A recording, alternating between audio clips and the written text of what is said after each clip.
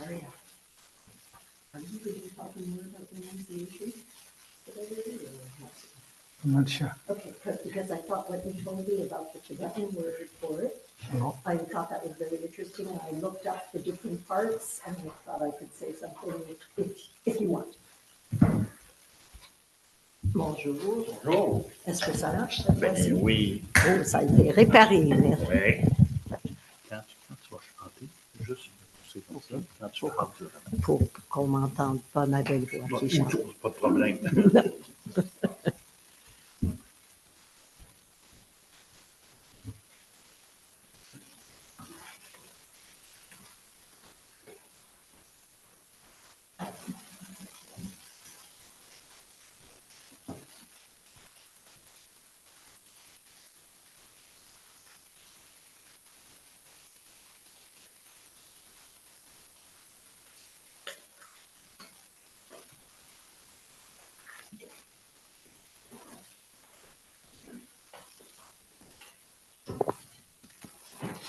We may have not so many people in person because of the bus strike.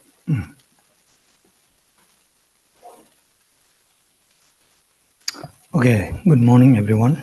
And we start with the 9-fold breathing purification. Alors, bonjour tout le monde. Nous allons commencer par la respiration en 9 étapes.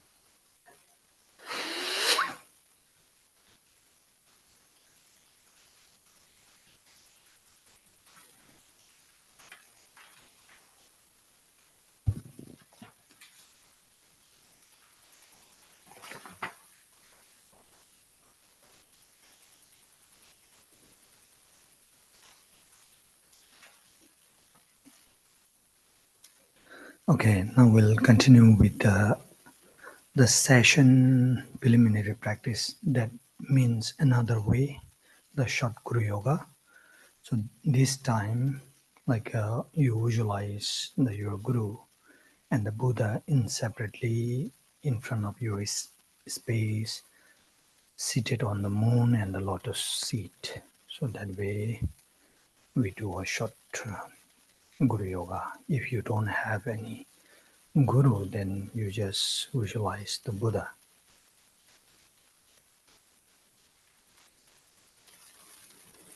Alors maintenant, nous allons faire une pratique préliminaire de la séance de ce matin, c'est-à-dire nous allons faire une courte pratique de Guru Yoga. Alors, vous visualisez dans l'espace devant vous, assis sur un siège de lune et de lotus, votre gourou inséparable avec le Bouddha. Et si vous n'avez pas de gourou, tout simplement visualisez le Bouddha dans l'espace devant vous.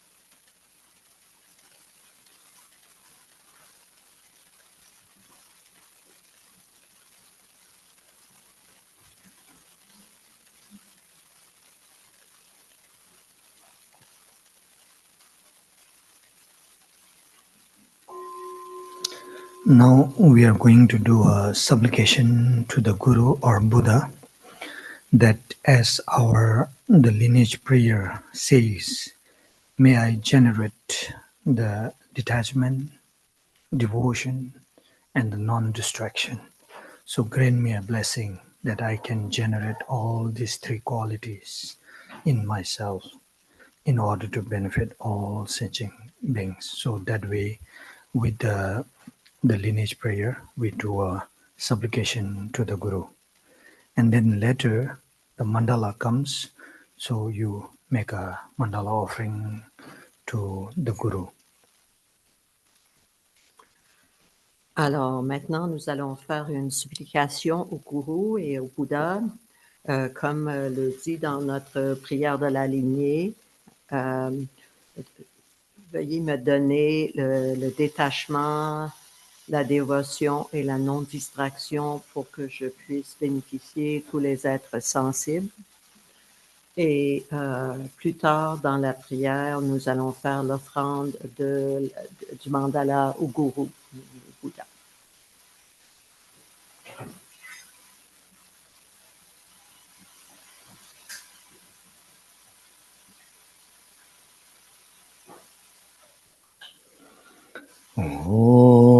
노제 정제 대로나로나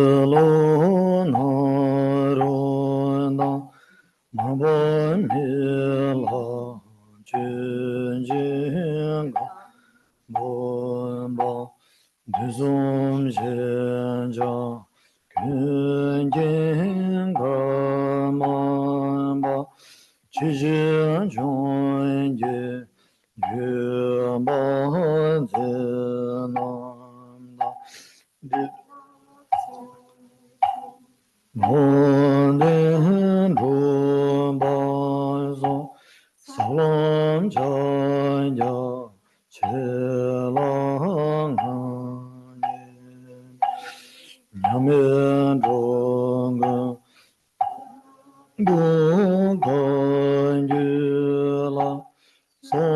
선대소 간주라만남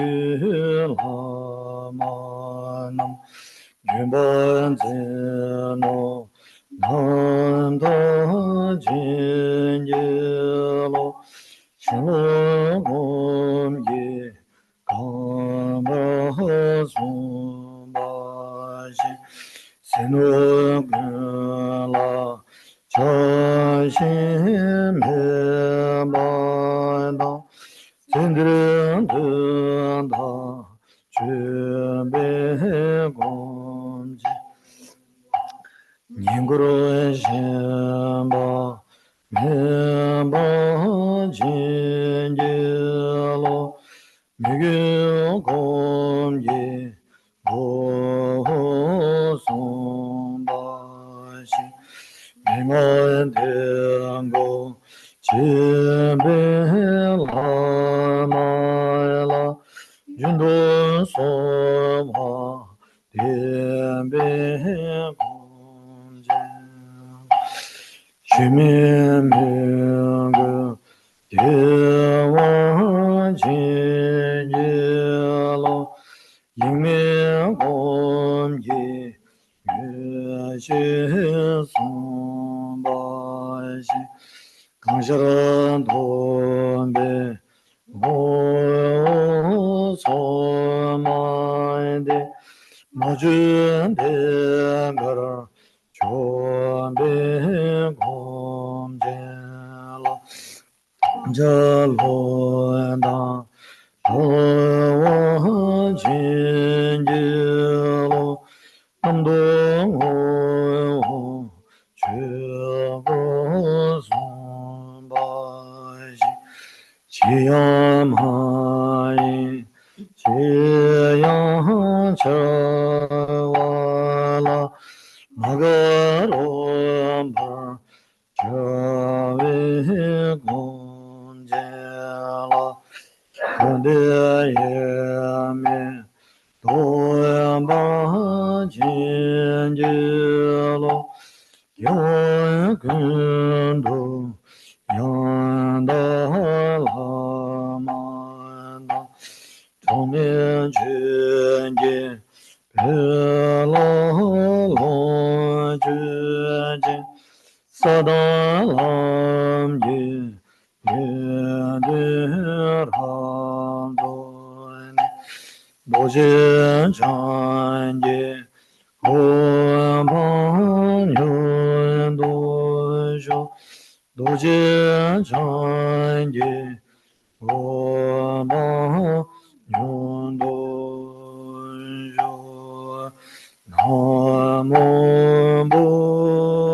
나무본다야 나무다마야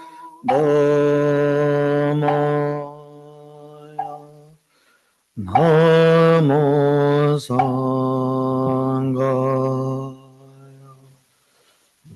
나무다야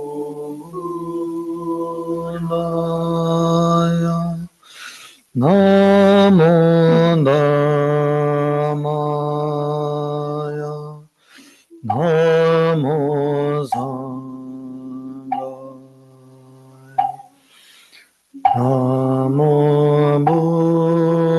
나무본다야 나무다마야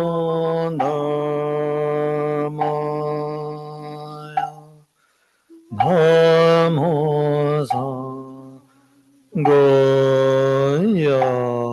상진주당 조kiến 초남 정준반돈당年教宗 Bogin Jinson Jinban Dendagin Rolan Bin Sanjin Domban Jo Simjin Domjin Dewan Dan Duen Gun Denbaran Gurjin Dongan Da Dongan Gin Judan Tawaran Gurji Dongan Meben Dewa Tamban Dan Mindrawaran Gurji Nirin Chadan Nidan Chav Tanyum Chembola Neba Gyunji Chanzi Wadan Chujing Shamba Jisu Yiran Gojing Sowa Yewan Chungzin Dagin Chisa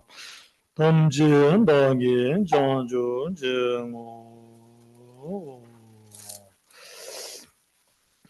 Sanjin Bujun Jushin Mendon Dam Rirab Lingxin Nide Yenba Sanji Shindun Migden Bulwa Drogun Namda Shindun Chumba Jo Idam Guru Renan Mendral Kam Niryan Daya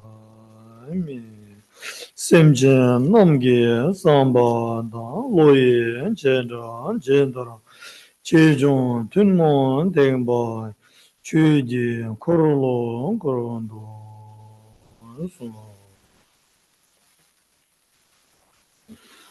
Namda Zuldim Zerge Zajenden Dingzin Bomir Lingebenz Shiram Nidan Nawe Jogunza Tubjon Dungun Julayan Janza Yewe Longzin Joge Monzarazo Chugin Jalbo Yundun Gungi Sanje Gunga Jamgun Jumbengo Lodu Chugin Nimara Songwande Polin zoe lama rinpoche, dagi jiuro bime dejo.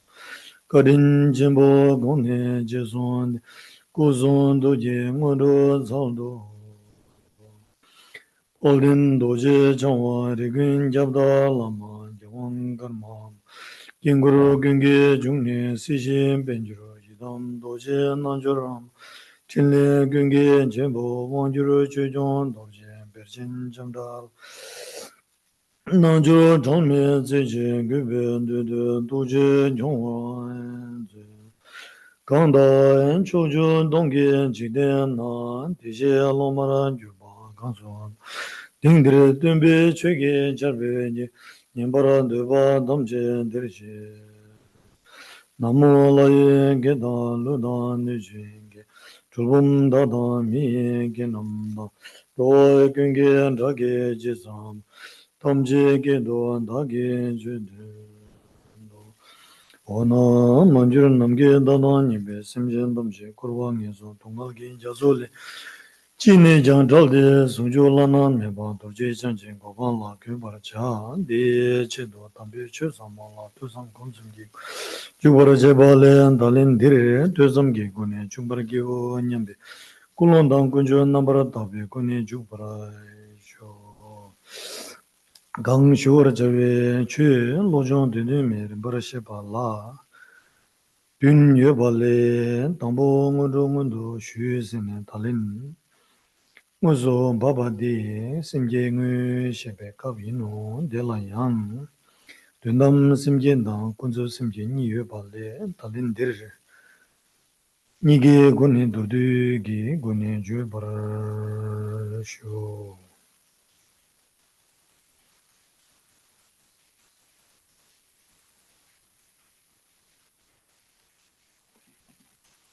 Okay, again good morning, and as usual please give rise to the genuine motivation which we call bodhicitta. So with this bodhicitta, we start our the practice. So at the beginning, we did with the session preliminary, and here we start with the general preliminary practice. Alors, bonjour encore une fois. Maintenant, nous allons commencer notre séance comme telle. Et je vous invite à laisser surgir en vous la motivation authentique de bodhicitta. Et avec ce bodhicitta, nous allons commencer notre pratique. Tantôt, nous avons fait la préliminaire de la séance, c'est-à-dire la pratique du Guru Yoga, et maintenant, nous allons faire le préliminaire général. And this time, the preliminary practice, we it has a 4 different, right? Precious human life, impermanent, the effect of the samsara, and the karmic cause and effect. So this one we try to meditate in a one way. That means we have a precious human life, and precious human life also not the permanent, so it's a impermanent. So it can appear our death impermanent. Because of impermanent, our death can come anytime. So therefore, when it comes, if we don't do a good collection of the karma, then again we will be back to the samsara, which we have to experience lots of pain and suffering. So therefore, it's time to do the practice. That means not wasting our precious life. So that way will bring the pure and genuine concept towards our precious life. So now I do practice. That means I will use or invest my life in a good deed. So to do a good things. So that way we do a short preliminary practice or the meditation. Alors maintenant, nous allons faire Une méditation sur les 4 pensées qui font tourner l'esprit, c'est-à-dire la précieuse vie humaine que nous avons en ce moment, l'impermanence, le karma et le samsara. C'est-à-dire que nous avons cette précieuse vie humaine, mais elle est impermanente et la mort peut survenir à n'importe quel moment. Et si nous n'avons pas accumulé un karma positif, nous retournons dans le samsara avec toutes les souffrances impliquées là-dedans. Donc, c'est important de ne pas gaspiller cette précieuse vie humaine. Alors, on peut prendre la résolution, je vais pratiquer, je vais bien utiliser cette précieuse vie humaine, je vais accumuler de bonnes actions.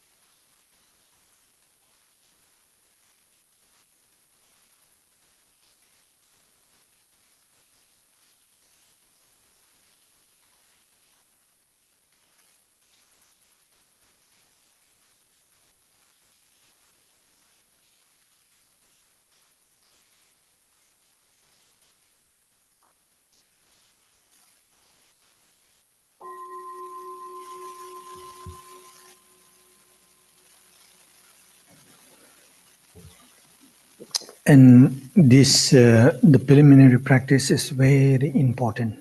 Like most of the time, we think that the precious human life, but we really don't feel it. So that also make a difference. So that's why in our practice, it says it's very important to know the benefit and the defect. So when we practice on this preliminary, then we will see the precious human life. Then we will learn this one is impermanent. And even if it is impermanent, so what, right? So what? Even it is impermanent, so what? So then we believe that we will be back to samsara. That's why the samsaric effect. So when we back to samsara, then again we have to experience lots of suffering. Then the fourth one is there is a possible to free from samsara? Yes. So that's why karmic cause and effect. So when we talk about the karmic cause and effect, there's a two, right? So if you do good karma, then you will be free from samsara. If you do bad karma, you will back to samsara and you will have this kind of experience. So through this deep understanding, we have to bring really this is precious this is important, and this is the time that I have opportunities to practice and to do, to accumulate the good karma. So when we see this way, then really we don't want to waste our time or the precious human life. Otherwise, so.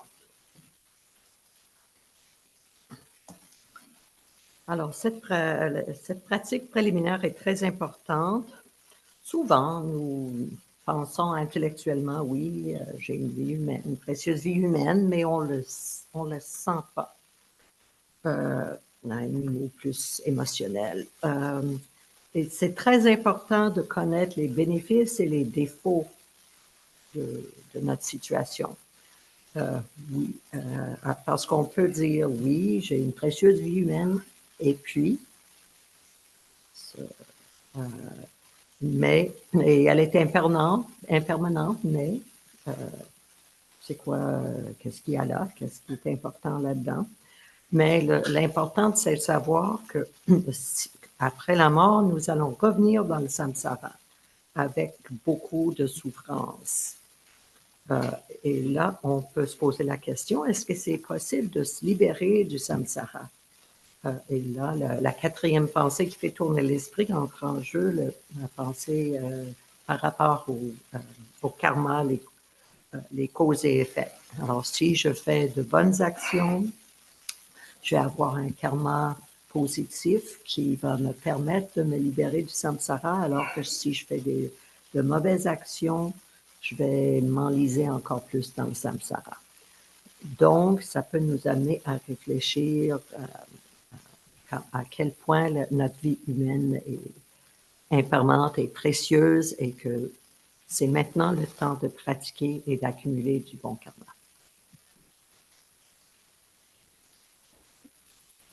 And here, I just want to remind about the title, the mind training. Like the mind training, it's beyond the religion, beyond the religion. Like sometime we may think that when we practice here, it's based on religion, you know. But when we talk about the mind training, it's beyond the religion.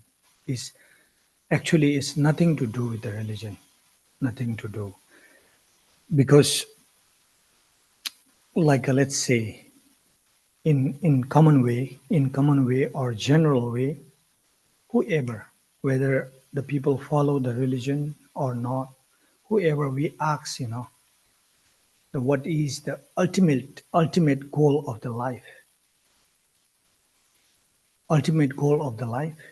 At the beginning, they may tell you different reason. Like let's say like this: oh, want to make money, want to get rich, right? Then what? Then maybe I get a house, car, whatever. Then what? Then I want to live very relaxed and happy life, right? Ultimately, it's all about happiness. So here, the mind training means training your mind to be happy. So this happy, how we can bring is that like we have a wrong concept, the misconcept that to be a happy, we have to be a rich, that kind of mindset. But actually it's not that. According to the Buddha's teaching is as much as we train our mind and we develop the love, respect, kindness, compassion, so then we can be happy. Otherwise, you can see like this, even though we say like this, like when we are tired, nervous, everything, right? Then what we say, the point is only like that, rest.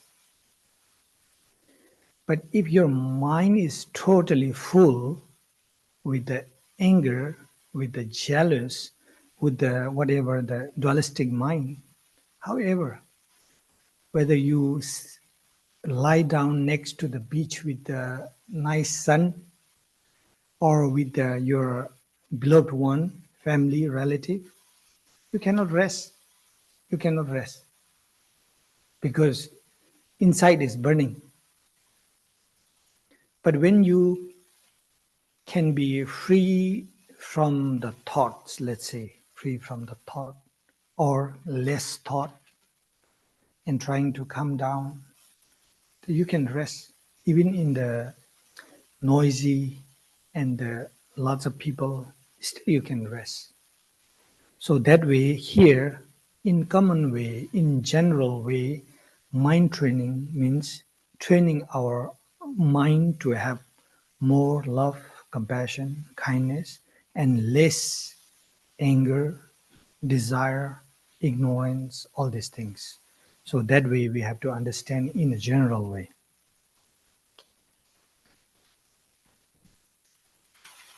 Alors, je voudrais vous rappeler le titre « L'entraînement de l'esprit ». Cet entraînement de l'esprit, c'est au-delà des religions. Quand nous pratiquons ici, on peut dire qu'on pratique une religion, mais quand on pratique l'entraînement de l'esprit, c'est au-delà de la religion. Et la traductrice s'excuse pour le chat dans sa gorge, the frog in her throat. Quand nous posons la question à des gens, quel est le but ultime de la vie? On va entendre des réponses diverses. Par exemple, quelqu'un pourrait dire « je veux avoir beaucoup d'argent ». Et si on lui demande « pourquoi vous voulez beaucoup d'argent ?» « Parce que je veux m'acheter une belle maison, une belle voiture. » Et pourquoi vous voulez avoir une belle maison, une belle voiture? Finalement, la personne va dire « je vais me sentir détendu et heureux. Et je vais avoir une vie heureuse à ce moment-là. » Donc, la plupart des gens, même s'il y a des étapes intermédiaires dans leur but, le but ultime, c'est le bonheur. Alors, l'entraînement de l'esprit, c'est un entraînement du mental au bonheur. Et il y a beaucoup de gens qui ont la pensée, pour être heureux, il faut avoir de l'argent, beaucoup d'argent. Mais selon les enseignements du Bouddha, ce qu'il faut pour être heureux, c'est entraîner l'esprit à cultiver l'amour bienveillant, la compassion. Et c'est ça qui va nous amener le bonheur. Si on est fatigué, on va recevoir souvent le conseil « reposez-vous ». Mais si notre esprit est rempli de colère et de jalousie, par exemple, on n'arrive pas à se reposer, même si on est étendu au soleil, sur la plage, entouré des membres de la famille. On a l'esprit qui brûle à l'intérieur. Alors, on ne se détend pas. Mais si on apprend à entraîner l'esprit, peut-être à diminuer l'intensité des pensées, là, on peut se reposer même au milieu d'une foule. Donc, l'entraînement de l'esprit vise à augmenter l'amour bienveillant, la compassion et à diminuer le désir et la colère. An simple example, when we see the family, let's say family, where the family has a love, respect, care, compassion, and understanding, there's a more happy family. Where there's no respect, no love, then anger, jealous, there's a not peaceful family. So this one we can see in a general way also. So that's why we are here also trying to learn or train ourselves in that way. Alors, un exemple simple, si on prend la situation d'une famille, une famille où il y a de l'amour, du respect, de la compassion, de la compréhension, en général, ça va être une famille heureuse. Mais si le contraire se produit, il y a des tensions, il y a manque de respect, ces gens-là ne seront pas heureux. In this case, what I will say is that, including me, we are good speaker. We talk and intellectually we have lots of information also. Like ideally, we have lots of information. But if we analyze ourselves, how good listener, so then I'm not sure. So that also make a difference, you know. So that's why here when we talk about the mind training, so at the same time we can train ourselves to make a good listener also. Because yesterday we discussed, and I share jokes like this, like the couple, you know, they have always argument. So the husband went to the doctor to see, you know, let's say doctor or the therapist, the psychologist. So then psychologist said that I have a good idea. Don't worry. So what is that? So whenever your wife start to blah blah, just drink a water. Just drink a water, but don't swallow.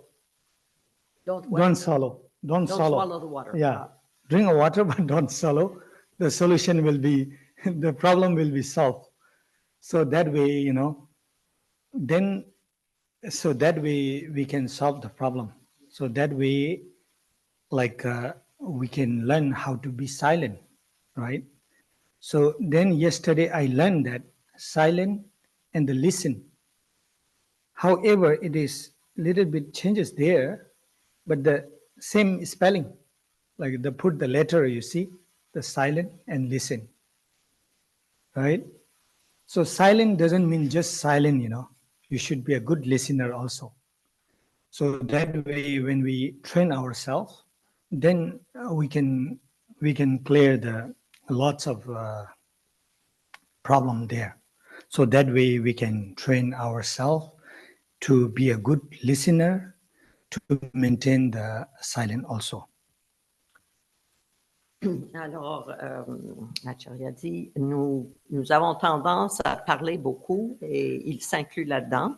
Nous avons beaucoup d'informations, mais est-ce que nous écoutons bien? Je suis moins certain. L'entraînement de l'esprit nous apprend à bien écouter.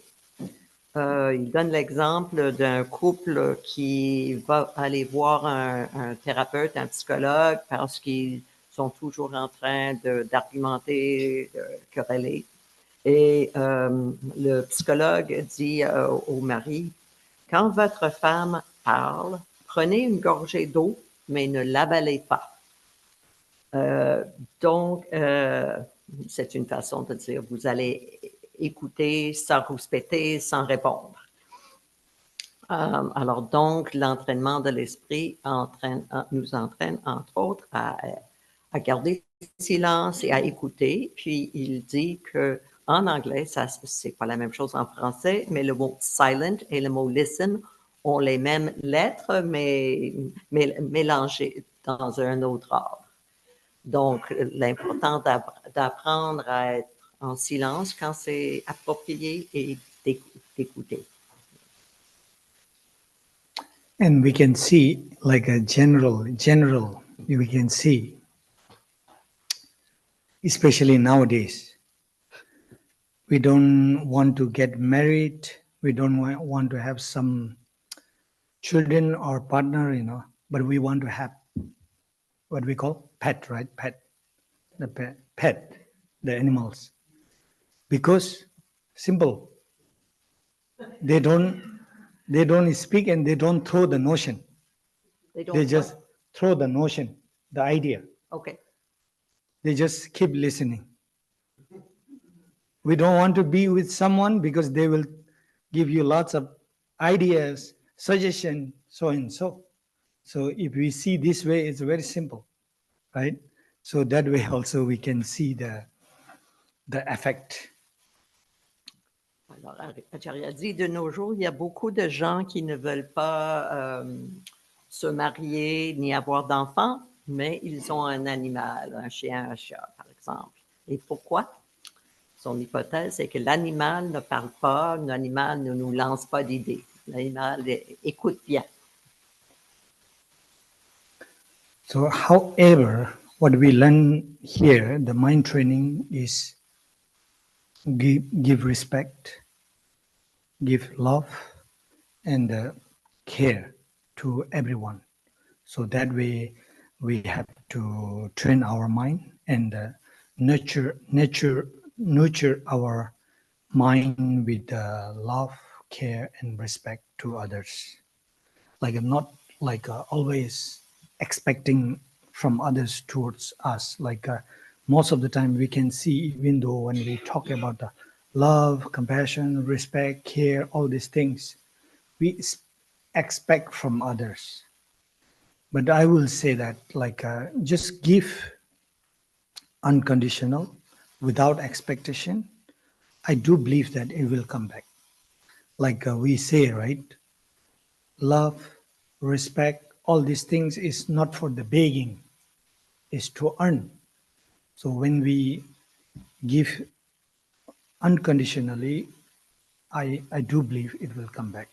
But certain amount may not be back because you cannot expect everyone as like yourself as a kind. So there is so many things who is not like you, because we are in samsara, right? We are not in the in the in the Amitabha Pure Land. So when you do the love and compassion, whatever, with the how to say, like unconditionally, if doesn't happen something good to you, it's still okay. So you can be grateful. Like it's okay. Everyone is not well trained and well understand, and be grateful you're at least you understand little bit and you can practice little bit of unconditional. So that way when you appreciate, if somebody don't repay back, you will not be upset. So that way you can continue.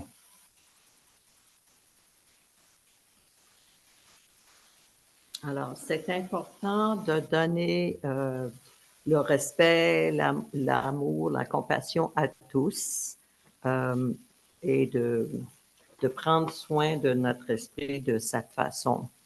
Très souvent, nous avons des attentes face à autrui, mais c'est important de pouvoir donner sans condition. Et Acharya dit, je crois que ça va nous revenir. Si nous faisons de bonnes actions, en général, nous allons recevoir de bonnes choses. Peut-être pas chaque fois, parce que nous sommes quand même dans le samsara. Nous ne sommes pas dans une terre pure comme la terre pure d'Amitabha. Mais en général, les bonnes choses devraient revenir. Et même si les bonnes choses ne nous reviennent pas à chaque fois qu'on a donné aux autres, on peut quand même être reconnaissant du fait qu'on peut quand même, on peut quand même continuer à pratiquer.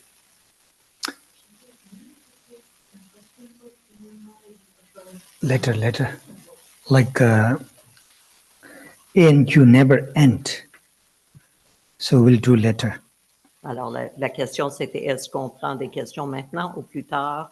Et il dit plus tard, parce que sinon, les questions et les réponses, ça va prendre beaucoup de temps. Okay, this is all about the mind training and the preliminary, the first the point. Now, like last time, we were on the second point, which is the main practice. So here, the main practice is the bodhicitta, and last week we learned that the main practice bodhicitta has a two kind, like a ultimate bodhicitta and the relative bodhicitta.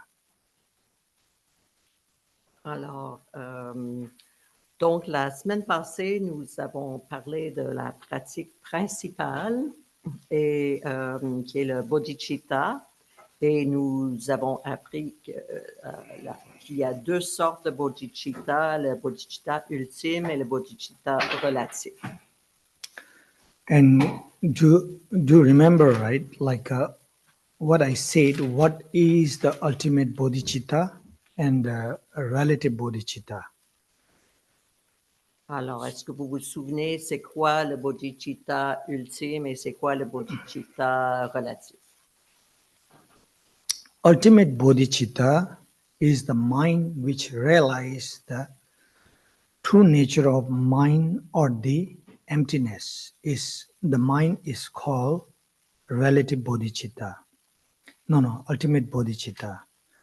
And the relative bodhicitta is wanting to become a Buddha in order to benefit all sentient beings. So this mind or the thought is called relative bodhicitta. So in simple way, we have to understand this way, two bodhicitta, ultimate and the relative. Alors, c'est quoi le bodhicitta ultime et le bodhicitta relatif? Le bodhicitta ultime, c'est l'esprit qui prend conscience de la vraie nature de l'esprit ou de la vacuité. Alors que le bodhicitta relatif, c'est le désir de devenir un Bouddha pour le bien de tous les êtres sensibles.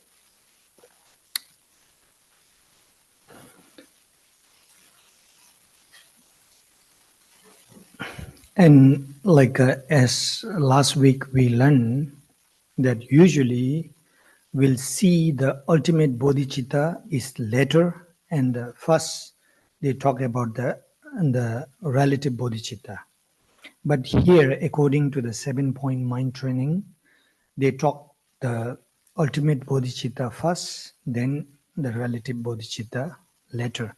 But this one, like ultimate bodhicitta, it doesn't talk in a vast and the details way. It's a short, just to have a concept. And why it is, last time I said, one thing is that to get the interest, to practice the relative bodhicitta, to achieve the ultimate bodhicitta. One thing is that. And second thing, when we meditate on the emptiness and through like on the emptiness or all the phenomena we see like a dream ultimately not exist. So this will also help to generate your shamatha. So that purpose here we learn the ultimate bodhicitta first. Alors, comme j'ai mentionné, normalement, dans les textes, on parle d'abord du bodhicitta relatif et ensuite du bodhicitta ultime, alors qu'ici, c'est l'inverse. On parle d'abord du bodhicitta ultime et ensuite du bodhicitta relatif. Mais on parle du bodhicitta ultime seulement de façon assez brève. Et pourquoi on en parle en premier? D'abord, peut-être pour attirer notre intérêt là-dessus. Aussi parce que quand on médite sur la vacuité ou sur le fait que toutes les apparences sont comme des rêves, ça peut nous aider à renforcer notre concentration, notre shamatha. And like make sure that we are clear. I don't mean that this ultimate bodhicitta itself is shamatha. I don't mean that. I just said that when we do this like ultimate bodhicitta meditation, it will help to generate your shamatha also at the same time. So that's why here, like later when we do the practice on the relative bodhicitta, then according to the relative bodhicitta practice, it will talk about the giving and taking, like in Tibetan we say Tonglen practice. So that part we need a lot of visualization. So during that we need to have a good visualization, we need a good shamatha. So therefore it says like when we do this ultimate meditation before, then it will help to maintain your shamatha part also. So that's why make sure that I'm not talking that ultimate bodhicitta itself is the shamatha. So it will help to generate your shamatha. Alors, un point de clarification, Acharya dit le bodhicitta ultime n'est pas le shamatha.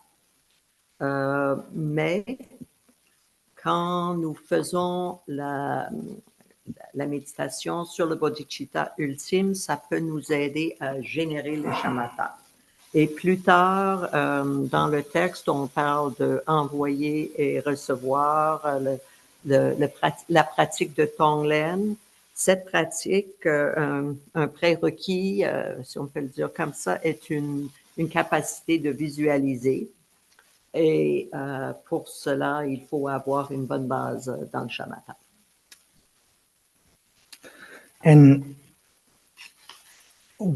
But here the text we read, when we have a 7-point mind training,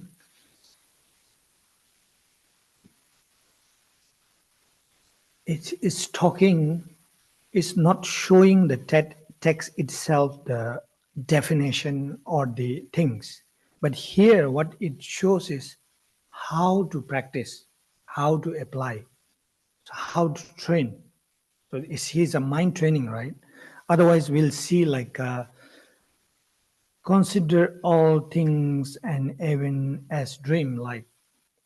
So then how when we think, the thought, you may think that mind is ultimate bodhicitta.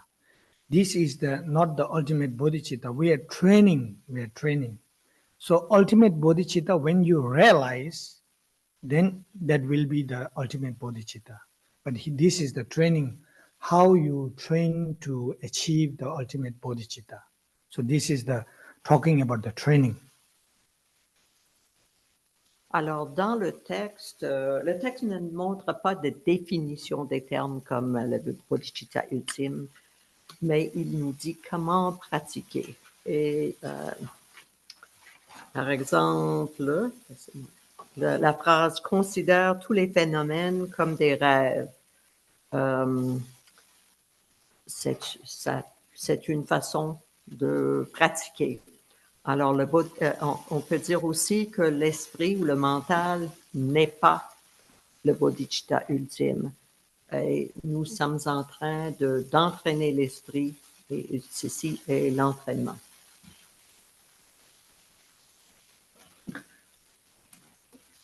Okay, so now in meditation, we can understand this way: analytical meditation and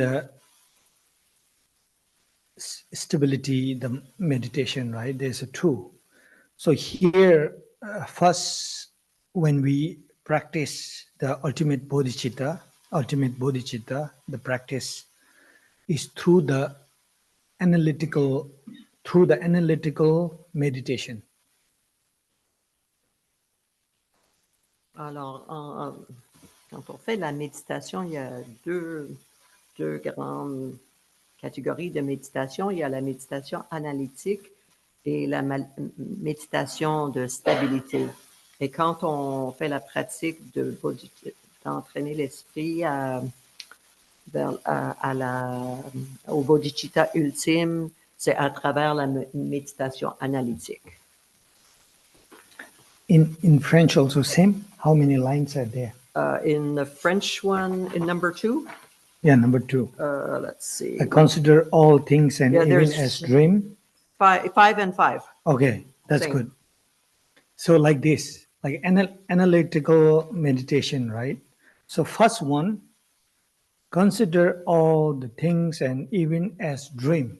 So that means we do a analytical meditation on the outer things, like a universe, whatever plant, whatever the sentient beings, except the mind.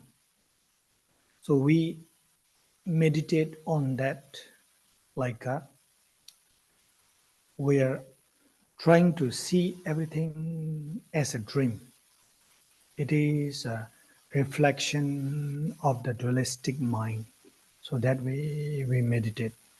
The first line is showing the outer object, the meditate on the outer object.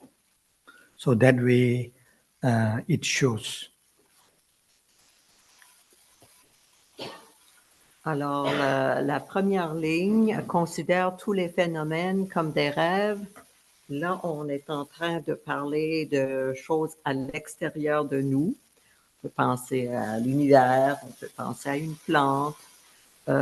Et on apprend à travers notre méditation à les percevoir comme des rêves et comme des reflets de l'esprit dualistique. And let's explore a little bit more how all the outer phenomena is like a illusion or like a dream. And then through this we are trying to get to the emptiness, right? Through this practice we are trying to get to the emptiness. So that means ultimately not exists, right? So let's try to learn how ultimately not exists, and it is a reflection of my mind or the our mind. So let's say like this, these two, right? So when I ask which one is big, right? So for sure everyone will say this one is big. If I say this one is big, everyone will say no, this one is big, right? But let's say like this, if it is ultimately exists big, then if I bring like this, then you will say this is small, right? This one is big. So it's all about how we see and how we project and how we named, not really ultimately exist the big. So if it is ultimately exist the big, then forever, however, whenever should be a big. But it's not. That's why whatever phenomena, we believe that everything is interdependent. So you see now, because of the interdependent, we can say this is big, this is small, this is big. Sometimes this is big, sometimes this is small itself. But ultimately, there's nothing exists as a big. So that way we can understand. So that way when we see all the phenomena out there, then it's all about the reflection. Then all the reflection is not exist ultimately. It's because of our dualistic mind it comes. Like dream, like here it says, see everything as a dream. So in the dream, we can see big elephant, so and so forth, But when we wake up, there's no elephant and nothing in your room. But sometime in our real life happen, right? It happened in the dream, but still we try to carry that mindset, I saw this dream, what is going to be happen? What does that mean, Actually, we are attached or grasping with the dream. So that carry on in our daily life also. So that way, like here, through this, we are trying to learn nothing is ultimately exists. It's a reflection of our dualistic mind. And whatever the reflection of our dualistic mind is interdependent. So that way we learn. Alors, explorons un peu plus. Comment les phénomènes à l'extérieur de nous sont comme des rêves? Comment on peut s'approcher de la compréhension de la vacuité en comprenant cela? Alors, Acharya donne des exemples. Et là, je vais essayer d'imiter Acharya, mais je n'ai pas les bons objets. Alors, on va dire lequel est grand. Alors, on va... Est-ce que c'est ça ou c'est ça? Je pense qu'on va peut-être dire la bouteille d'eau est grande. Mais, si après on prend ça, on va dire, est-ce que la bouteille d'eau est encore grande ou la bouteille d'eau est encore grande? Non, elle ne l'est plus. Alors, comment ça se fait si de façon inhérente, la bouteille d'eau était grande? Ben, ça veut dire qu'elle devrait toujours être grande et partout et dans toutes les circonstances. Mais ce n'est pas le cas. Parce que tous les phénomènes, toutes les choses sont interdépendantes et sont un reflet de notre esprit dualistique. Donc, par exemple, on peut aussi voir que dans un rêve, on peut voir un grand éléphant qui est très grand dans le rêve, mais quand on se réveille, l'éléphant n'est pas grand, il n'est même plus là. Alors, ça aussi, ça montre que c'est une illustration de comment les choses ne sont pas toujours d'une certaine façon. Mais il y a parfois des gens que quand, mettons, ils rêvent, et dans le rêve, il y a un éléphant, et quand ils se réveillent, ils sont comme encore attachés, accrochés à ce rêve d'éléphant, comme c'est quoi le sens? Donc, c'est comme si l'éléphant du rêve reste solide, même s'il ne l'est pas. So, Acharya, I had to use different objects. Okay. This is the analytical meditation on the outer object. So then, after that, we may have a thought that the mind is ultimately exists, which the mind look out there, right? Out there, nothing is ultimately exists. It's like a dream, but the mind maybe ultimately exists. We may have thought. So that's why there's a true line. Examine the nature of unborn awareness. Let even the antidote be free in its own place. So this is like we analyze the outer thing. Then now second is the inner or the mind. We have to analyze.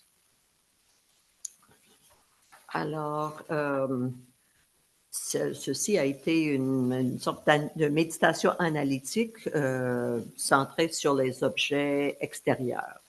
Mais par la suite, peut-être qu'on va avoir la pensée, peut-être les objets externes n'existent pas vraiment, mais peut-être que l'esprit ou le mental existe vraiment. Alors là, les deux lignes qui suivent s'adressent à cette pensée. Examine la nature de l'intelligence non née, laisse même l'antidote se libérer de lui-même.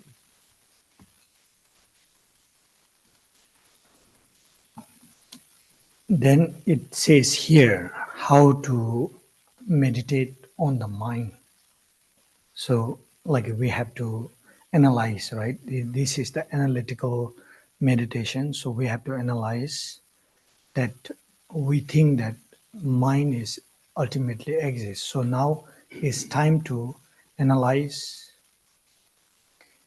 like does it exist out there, out of your body? Then if you cannot find, then does it exist inside your body? Does it has a color? Does it has a shape? So that way, when we analyze, then we cannot find. But we may see the how to say, the luminous at the end. So just the meditate on that luminous itself is the the analytical meditation on the mind. Alors, comment méditer, faire une méditation analytique sur la nature de l'esprit? On peut se poser la question, est-ce que l'esprit, le mental, existe à l'extérieur de mon corps? Est-ce qu'il existe à l'intérieur de mon corps? Est-ce qu'il a une couleur, une forme? Et peut-être que nous ne le trouvons pas. Mais peut-être qu'au bout, nous allons percevoir une certaine luminosité et nous pouvons méditer sur cette luminosité.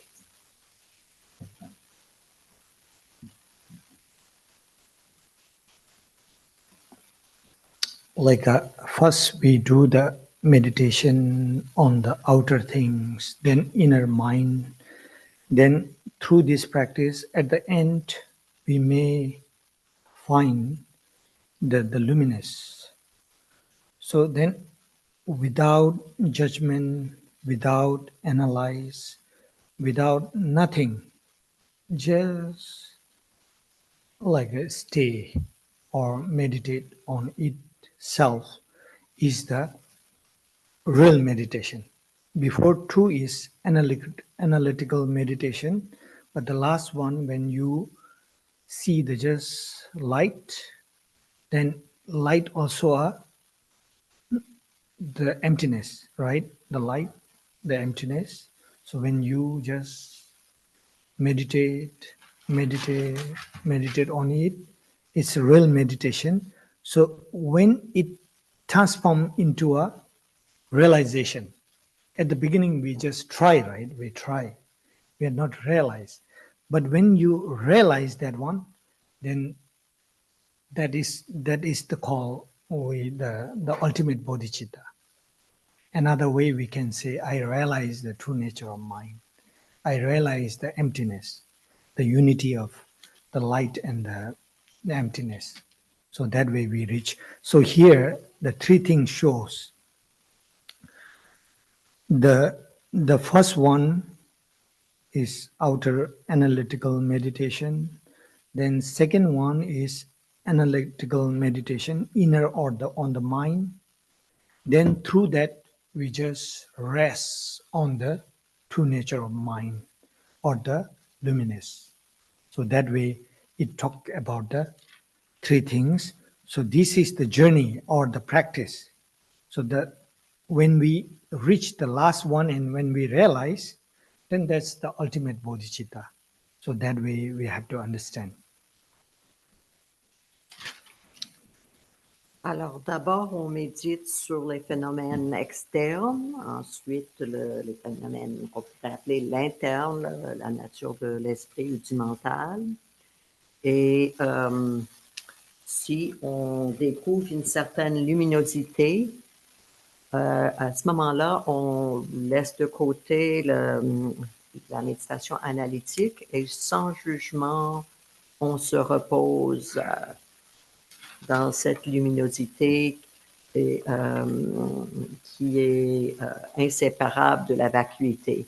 Et ceci, on pourrait dire qu'à ce moment-là, c'est une méditation authentique et à un moment donné, la réalisation du bodhicitta ultime surgit, c'est-à-dire l'unité de la luminosité et de la vacuité. Donc, il y a ces trois étapes et ceci est, on pourrait dire, le cheminement, la pratique qui nous mène vers la réalisation du bodhicitta ultime. Okay, so this is the practice how to achieve the ultimate bodhicitta. Then the last line, it says, between the session, like when we do the ultimate bodhicitta practice or the meditation, of course we have to sit, right? We have to sit and we meditate, whether analytical or stability meditation. We sit and we do the meditation. But the between the session means like a break time. Break time, break time, we don't forget everything what we did the meditation time. So at least we have to carry on that all the time, that everything is as an illusion. So that will, if you can maintain this one, then that will help you not to attach, like a grasping. So most of the time, the problem start with the grasping or the attachment. So when you can see everything as an illusion, so then you may think that there's nothing to attach, nothing to grasp.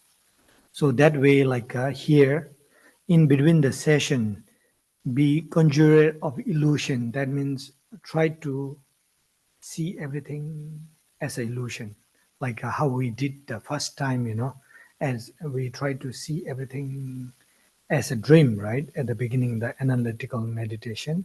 So that way, during the break session also, if we can carry this, the mindset, it will be very helpful. So that way is stopping. Alors, entre nos séances de méditation, d'abord, pendant nos séances de méditation, on s'assoit, on fait la méditation analytique ou la méditation de stabilité. Mais entre les séances, pendant ce qu'on pourrait appeler nos pauses, on se rappelle que tous les phénomènes sont comme des illusions. Et au lieu de retourner à la vie qu'on avait avant de faire ces réflexions. Et ceci devrait nous aider à diminuer l'attachement aux personnes, aux choses autour de nous, parce qu'on se rend compte, ce sont des illusions. Yeah, here the fourth line says, rest in the alaya, the essence. So that is the real meditation, If you can achieve that one or the realization, then that is the ultimate bodhicitta. But it doesn't come at the beginning, but we need to meditate. So this is the stability meditation on the ultimate bodhicitta. The before two is analytical meditation, way of the ultimate bodhicitta. Like we meditate the outer phenomena as not ultimately exists, and it is like a dream. And then the mind itself also not exists ultimately. So these two are called, the first two line shows one is analytical, how to do analytical meditation on the outer things. The second one is how to do meditation on the mind. The second and the third two line. Then fourth line shows how to rest or stability maintain on the essence of the mind. So that will be the stable meditation, the main meditation. The main, the Yeah, principle. main. I just have a question before I translate it, Charya. So when you're saying rest in the alaya, the essence, is that the same as when you're saying rest in the union of luminosity Yeah. and emptiness? Okay. Yeah. Donc, la quatrième ligne en français, c'est repose dans l'alaya l'essence, c'est-à-dire dans le bodhicitta ultime. Ça ne vient pas au début de la pratique, mais si on continue à pratiquer, à un moment donné, ça peut venir. Et c'est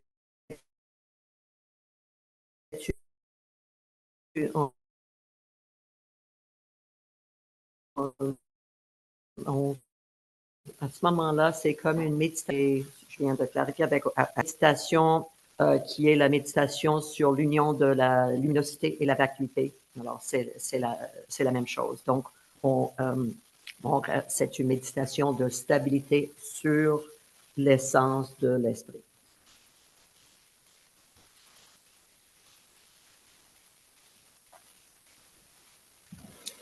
Then the last line is talking about the break time. Are you going to talk about the third line at all? Let the antidote be freed in its own place? The second and the third line shows the analytical meditation of the mind. The second and the third together. OK. Donc, il dit que la deuxième et troisième ligne examine la nature de l'intelligence non née, laisse même l'antidote se libérer de lui-même. Ça fait référence à la méditation analytique sur la nature de l'esprit et du mental. Okay. C'est quoi what is the antidote? Antidote is mind itself.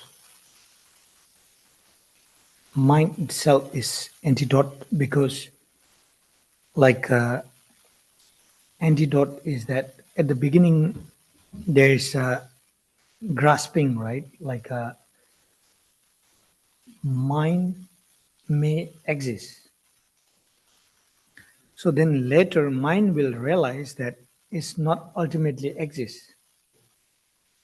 So the one part of mind which realize which is not ultimately exist. So mind itself will understand or realize that what is the grasping that we think that there is a exist. So which make you understand it is not exist itself is the antidote. So what make you understand is the mind. So mind itself is antidote that we think that mind is exist. So how it work as an antidote is that it break the mindset which grabs that it exists. The mind is ultimately exists. So what breaks mind itself? What break the grasping of the mind is ultimately exists. So mind itself is the antidote. Alors, la question, c'était c'est quoi l'antidote? Et ici, l'esprit ou le mental est l'antidote. Parce qu'au début, on peut penser peut-être que l'esprit existe. Mais à un moment donné, à travers la méditation, l'esprit se rend compte qu'il n'existe pas de façon inhérente. Donc, l'esprit arrête de s'agripper à lui-même, si on pourrait le dire, de façon comme quelque chose de solide.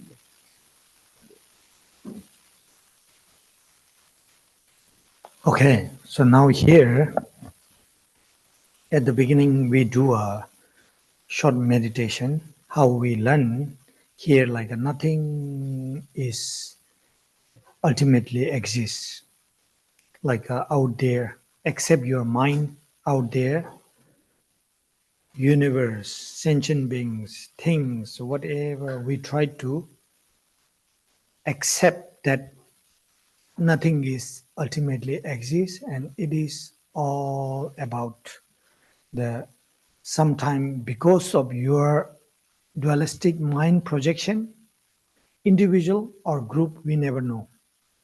But it is a projection. Like sometime I can see this is beautiful, but everyone can see not beautiful. So that means my individual karma, right? My individual projection or your group projection is different.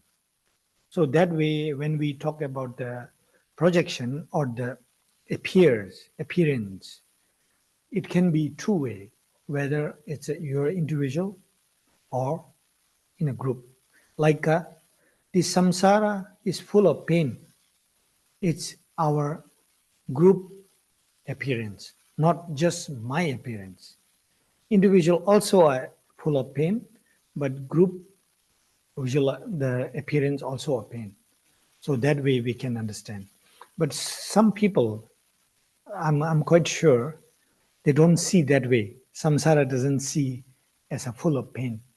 They may think that very nice and very interesting because it's their projection. So it can be different way. But we'll try to meditate all about the projection through our dualistic mind. And nothing is ultimately exists, as I give the example, right? Because of the interdependent, we can see the different things. If ultimately exists, then even though, let's say, our appearance, some will see you beautiful or handsome, but everyone doesn't see. So that means ultimately you're not exist as a beauty or a handsome. So it depends on who is looking at you. So that way, everything is interdependent. And everything is illusion and the dream. We'll try to hold the meditation for a while. Alors maintenant, nous allons faire une courte méditation analytique sur la nature des phénomènes externes, pour voir que rien n'existe de façon ultime, tout est le résultat des projections de l'esprit dualistique, que ce soit mes projections individuelles ou les projections d'un groupe. Par exemple, si on regarde un objet ou une personne pour dire que cet objet ou cette personne est beau, peut-être qu'il y a des gens qui vont dire oui, c'est très beau ou elle est très belle, d'autres qui vont dire non, c'est pas le cas. Alors, ça veut dire que l'objet ou la personne n'a pas une existence ultime ou inhérente comme quelque chose, une personne qui est beau ou belle. Et même le samsara, il y a beaucoup de gens qui peuvent dire oui, il y a beaucoup de souffrance, beaucoup de douleur dans le samsara. Alors on pourrait dire que c'est peut-être une projection de groupe, mais tout le monde n'est pas nécessairement d'accord. Les gens peuvent dire, moi je trouve que cette vie-ci est très agréable, très intéressante. Alors les gens, donc même le samsara n'est pas de façon inhérente quelque chose de douloureux. Donc on va méditer sur ces choses-là. Okay, we do a short meditation. Une courte méditation.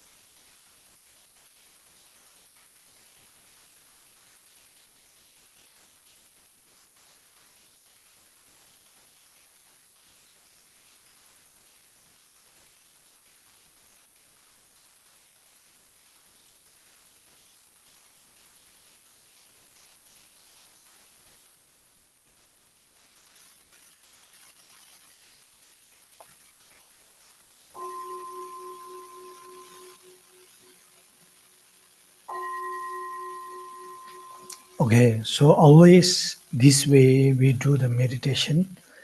And actually, through this meditation, we are trying to convince ourselves that everything is like a dream. Nothing is ultimately exists. We are trying to convince ourselves. So once we can convince, then easily we can accept everything as a dream. Because one point is not easy. Because even though, as I said before, we attach or the grasp that even though dream as a reality, sometimes we carry on. So we are kind of habituated like dream also catch as a real, then these things transform into a dream is not easy, which we think is a real. But it is possible if we do meditate time to time on these things, then we may have a realization on this. Then like easy to cut the attachment towards anything. Now we can see we have lots of attachment to our body, then our things, whatever belongs to us, then friends, relative, this, that, so much attachment. So we do believe that all the suffering or the pain starting from there. So that's why this is the one of the practice will help you to cut the attachment. But here, make sure that you can cut the attachment, but still you can love. That doesn't mean that like cut the attachment doesn't mean you cannot love and you cannot have it. According to the Buddhist practice, interesting is that you can cut the attachment, but still you can have it and still you can love it. So this is the two different things. Alors, nous faisons cette pratique de cette façon afin de nous convaincre, de nous rendre compte que tous les phénomènes sont comme des rêves, que rien n'existe de façon ultime. Ce n'est pas une pratique facile parce que même parfois les rêves peuvent sembler réels. Alors, donc, dans la vie éveillée, les choses semblent encore plus réelles. Mais à travers la pratique, on chemine vers cette réalisation que tout est comme des rêves. Et ça peut nous aider à couper l'attachement aux phénomènes extérieurs, notre corps, nos vêtements, nos amis. Parce que présentement, nous avons beaucoup d'attachement envers beaucoup de choses. Mais il faut insister sur le fait que couper l'attachement ne veut pas dire couper l'amour et ça ne veut pas nécessairement dire se débarrasser de choses ou de personnes dans notre vie. On peut couper l'attachement, mais continuer à aimer les gens autour de nous et on peut continuer à garder certains biens. So now we do the second one, analytical meditation on the mind. So as we learn, we do the meditation. This is not the one-pointed meditation, right? It's analytical, so you can analyze where is my mind, out there or within yourself, how it looks, how it's shaped, is there is a form, formless. That way you can analyze the outer thing we did already, right? As a dream, we already did. But now is for the mind, or we can say, which is the antidote itself. Because mind, why we use here as an antidote? Because the mind help us to break all the grasping or the attachment towards the outer thing, which has it may exist, but it helps to break. No, nothing is ultimately exists. All are like a dream. So what break that? The mind itself break. So that's why they use the term as an antidote to the mind. So now it's time to watch or analyze the mind, how it exists. So that way we do a short meditation. Alors maintenant, nous allons faire une courte méditation analytique sur le mental. Ce n'est pas la méditation shamatha avec focalisé sur un seul point. C'est une méditation où on pose des questions comme genre où est l'esprit à l'extérieur, à l'intérieur de moi, de mon corps, quelle est sa couleur, quelle est sa forme. On essaie de trouver le mental à travers ces questions-là.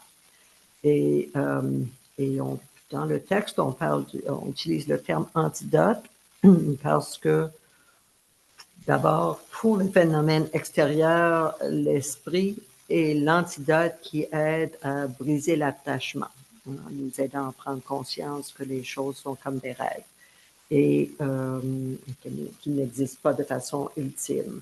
Et ici, l'esprit est l'antidote parce qu'il va nous aider à ne pas voir notre esprit comme quelque chose d'ultime.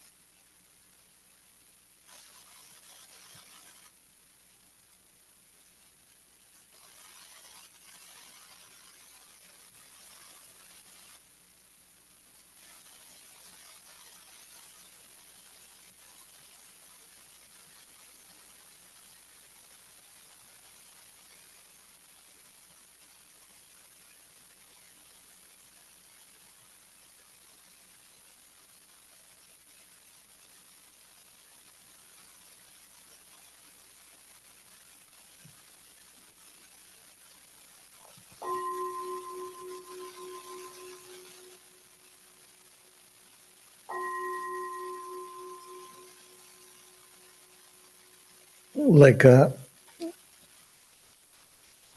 the So during this meditation, we are looking for the mind, right? Mind here and there, how it looks like. If we do this, like, did you reach, like, just the light? You cannot pinpoint and nothing can do, you know. Did you reach there? Just light there. Alors, la question, c'est pendant cette méditation, pendant que vous cherchez l'esprit, est-ce que vous êtes arrivé à un point où vous voyez une certaine lumière et rien d'autre? Stephanie, yes, the micro. I think I did, Acharya, but only because you already gave the answer beforehand. Because you mentioned before that's what we can find. So therefore, I comfortably went there. I don't think it came from my own analysis. But So can I just translate her? Alors, elle dit qu'elle s'est rendue compte d'une certaine lumière, mais elle pense que c'est parce qu'Acharya l'a guidée vers cela. Elle ne pense pas qu'elle s'en soit rendue compte grâce à sa propre analyse. yeah, but it's okay.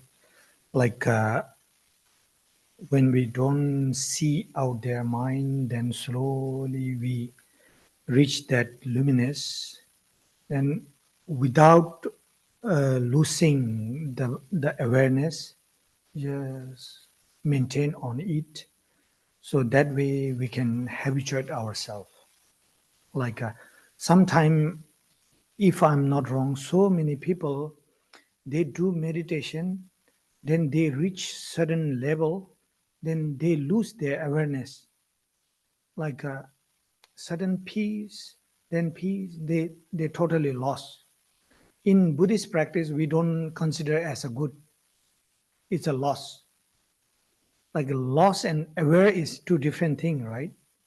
Like sometimes you can go as far as you want, but with aware. Like sometimes they get little bit the mental, because they go, then they don't know where they are, and sometimes they cannot come back also. And even if they come back, kind of lost. So make sure there.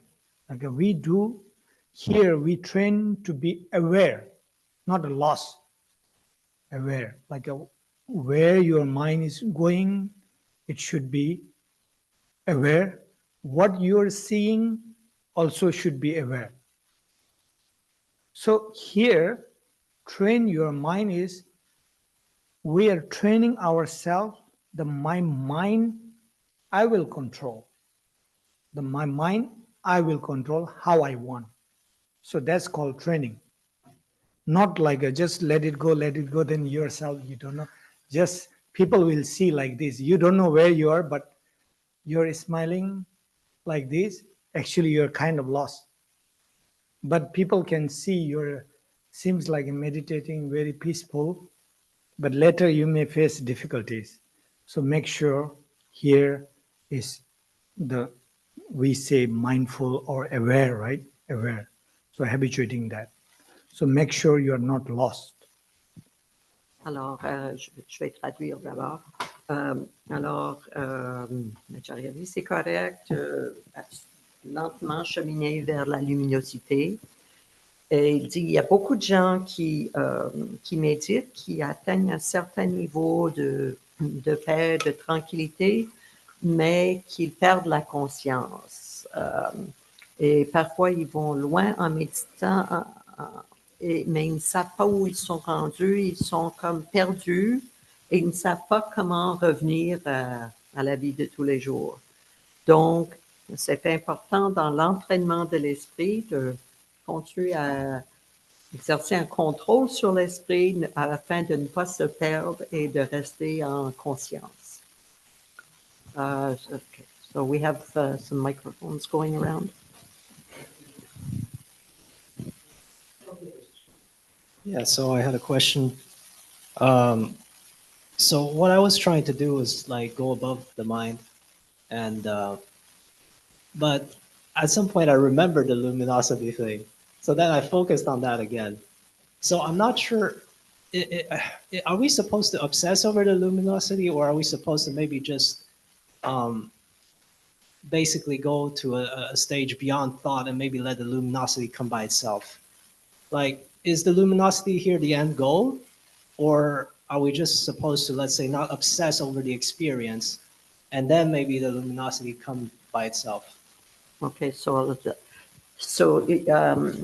just going to see first in English if I got you right, and then I'll translate into French.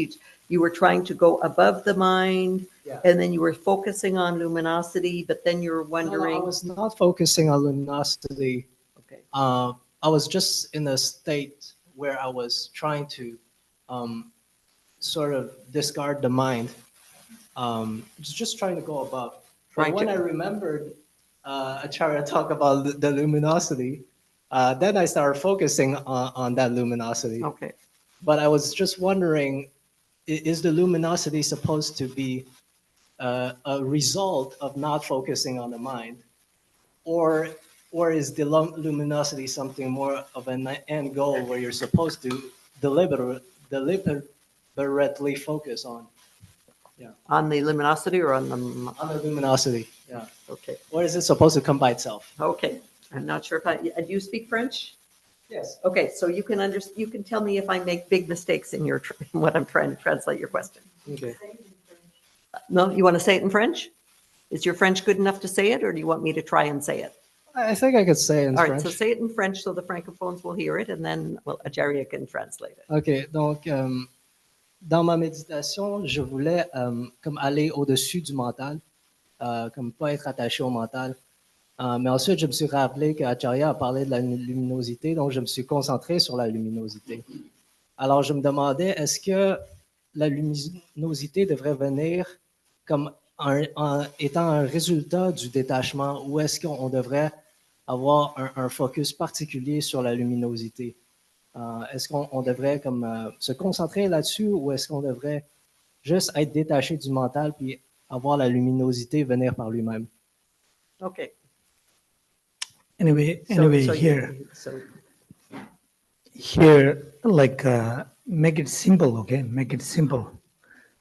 We are not looking for the luminosity, and we are not obsessed with the luminosity, and we are not focusing on the luminosity also. We just be aware, and we analyze where is the mind, then through that we reach somewhere there, the luminosity, and just let's say rest or just being present there with the luminosity. Like we don't need to focus, obsess, or looking, all these things we don't need. Like through the analytical meditation on the mind, then we reach to the luminous, and we just, let's say, rest on it. So that way we can, make it simple. Yeah. Okay. Je vais traduire la réponse d'Acharya. Il dit de simplifier notre pratique. Il ne s'agit pas d'obséder sur la luminosité ni de focaliser sur la luminosité. C'est tout simplement de se centrer sur où est l'esprit ou le mental. Et si cette méditation centrée sur la nature du mental, localisation du mental, si ça nous amène à la luminosité, à ce moment-là, on se repose là. Okay. Another question? Yeah. Well, Isabel, and then after that, there is a question on Zoom, apparently. No.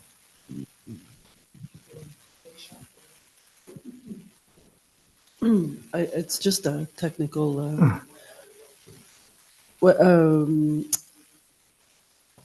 The luminosity, is it the same thing as samadhi?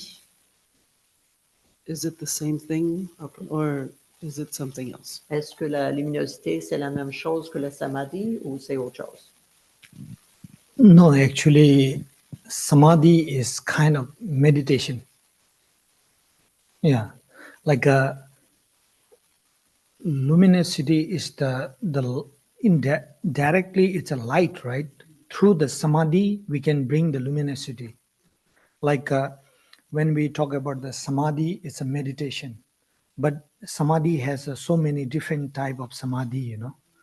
So through that, we can reach the luminosity, the light.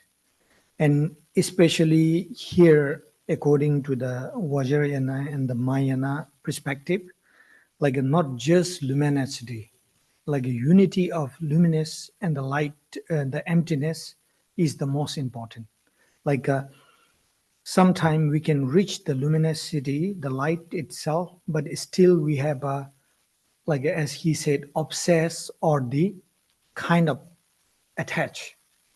So that obstacle to reach to the emptiness. So here, according to our perspective, is to bring together luminous and empty at the same time, emptiness.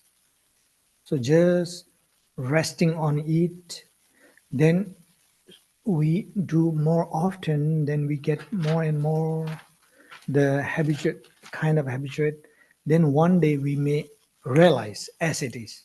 So that means we cut all the dualistic mind and we really like realize.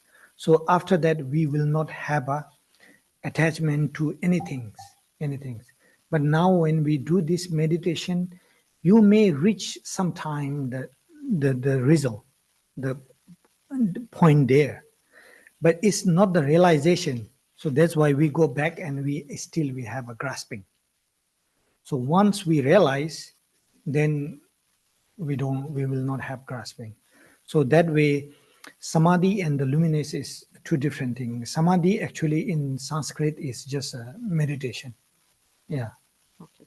Alors la question, c'est est-ce que la luminosité égale samadhi? Et Acharya dit non, samadhi en sanskrit, ça veut dire méditation. Et le samadhi ou la méditation peut nous amener vers la luminosité ou la lumière.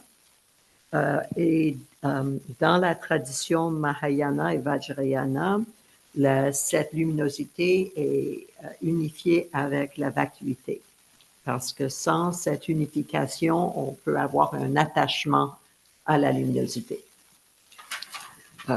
Donc, si la luminosité jaillit en nous à travers notre méditation, on se repose là-dedans et dans nos séances futures, on va s'habituer à cette expérience et à un moment donné, une réalisation peut surgir.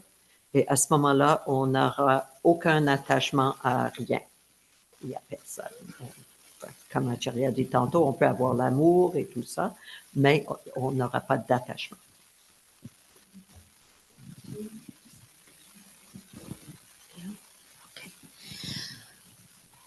Yes, sort of coming around to the same place. I think I'm stuck. You began by talking about the attachment, craving, grasping for, to have enough money, to have enough of anything, grasping. And it just occurs to me that the root of this, and the root of it seems what keeps us in this cycle and keeps us in samsara, comes from very deep fear. Fear of suffering, fear of survival. And these are, sometimes I think we can imagine that we're seeing that something is, that these things are dreams. We can convince ourselves of that position. But we just need to touch on some of these fears of suffering, fears of survival, to realize that it's very different and difficult to see those as dreamlike. When, when people are in their homes and are afraid of what may happen to them. It's hard to see those kinds of things as dreamlike. And it seems that until we really are able to, or me anyway, able to see things at that level as dreamlike, that I'm still attached to my mind, and I'm still attached to explanations, and I'm still attached to protective mechanisms that I can't, there's some things I cannot see as dreamlike. Alors, Linda dit, je me sens prise avec la même chose. On parle de l'attachement, du désir, de s'agripper à des choses pour avoir assez d'argent et de choses matérielles. Elle dit, je crois que la racine de tout ça, ça vient d'une peur très profonde concernant la survie. Parfois, j'arrive à me rendre compte que les choses sont comme des rêves, mais quand j'ai des peurs face à la survie, c'est difficile de voir les choses de cette façon-là. Je suis encore attachée au mental et aux explications. Is that okay?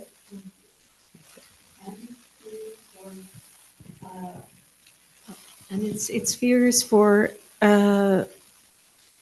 fears of suffering of our families, our children, our country. Just that level, it comes back to the fears of survival of and peace, a kind of lack of freedom from suffering. Alors, elle dit que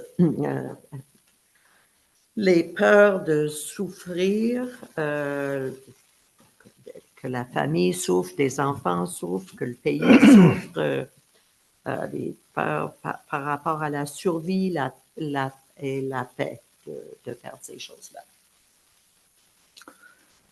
Okay, let's make very simple, okay?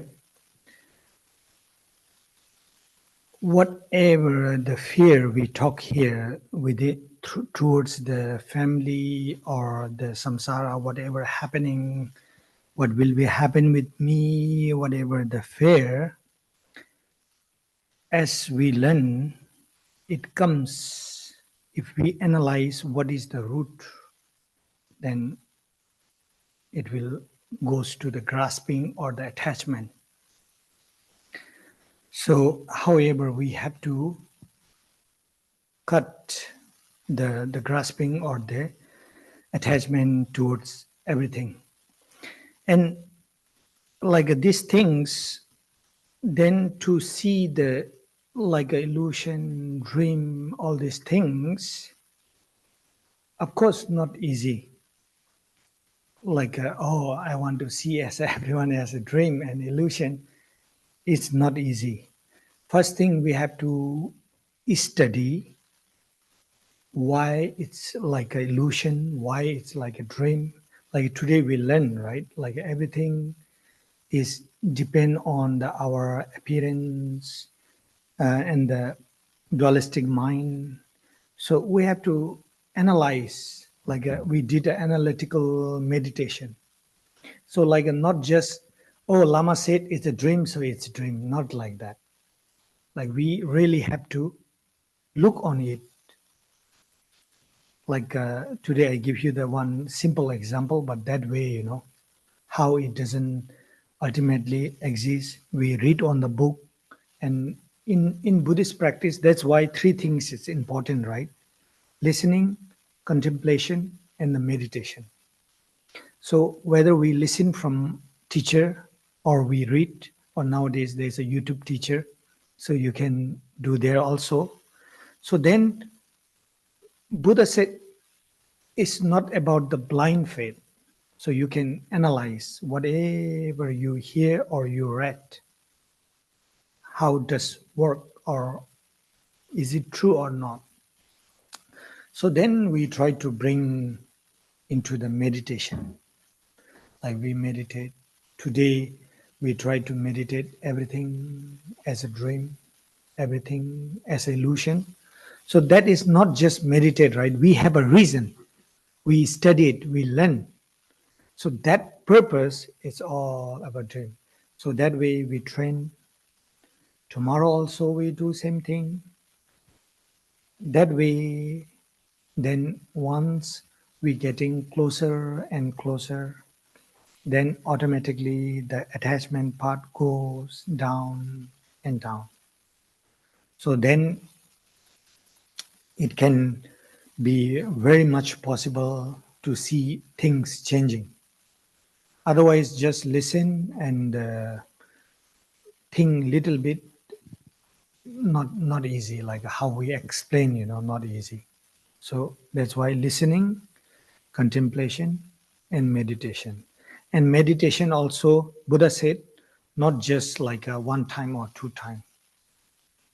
Until you get experience or realize. Like in English, what we say, fake it until make it, right? So like that. So we really have to meditate, meditate, meditate. So then it is possible. Otherwise, of course, like a first thing, we have a big ego. So because of this big ego, attachment, grasping, anger, everything, jealous, everything coming.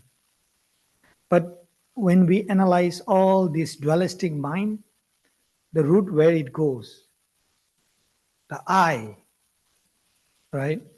Everything, the fear, everything coming from the ego. Like if you see depression people, at the beginning, like they have a good name and fame, let's say. Then when it start to go down, they start to fear, I may lose the fame or popularity. Why they fear? Because they have an ego. The grasping of the ego is very strong. If like a Milarepa, there's nothing grasping and anything all. So he just eat the nettle and the piece of cloth. It's okay. But here it's not like that. We are so much invaded by the ego. So that ego will, even like when we do the practice, small thing break. At the beginning, we accept, oh, it's okay, let it go. But no, your ego will tell you, no, no, no. So then again, you will grasp and you will start to fear of losing everything. So that's why at the end is the ego. So because of the ego, the attachment, anger, jealousy, pride, all this come. So that's why, anyway, the point is that we have to study, we have to analyze, and we have to meditate as much as we can. Then through this journey, for sure, we will be free from fear, and we will be free from attachment, and we can maintain the calm, the peace, the happiness. So let's say it this way. Donc, alors, quelle que soit la peur, la racine, c'est la tendance à s'attacher, à s'agripper à l'objet. Et ce n'est pas facile de voir les choses comme des rêves. Il faut pratiquer. Il ne s'agit pas de dire c'est parce que le lama nous l'a dit que c'est vrai. Il faut écouter, lire ou regarder. On peut maintenant toujours regarder des vidéos sur YouTube d'enseignement. Et il faut contempler, réfléchir sur ces enseignements, ne pas les prendre par une foi aveugle, mais voir est-ce que ça fait du sens pour moi, et ensuite méditer et continuer à pratiquer. C'est pas en méditant une fois qu'on va couper l'attachement ou se libérer des peurs, c'est en continuant à pratiquer un jour après l'autre. Et il utilise l'expression en anglais « fake it till you make it », faire semblant jusqu'à ce que vous réussissiez. Je ne sais pas s'il y a une expression plus élégante en français. Il dit c'est le moi, l'ego, qui est la racine de l'attachement, la tendance à s'agripper, la colère, la jalousie, l'orgueil.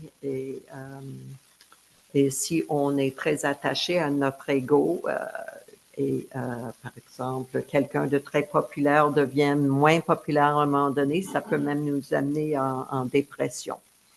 Alors, comme il n'avait pas d'attachement, donc pas de dépression.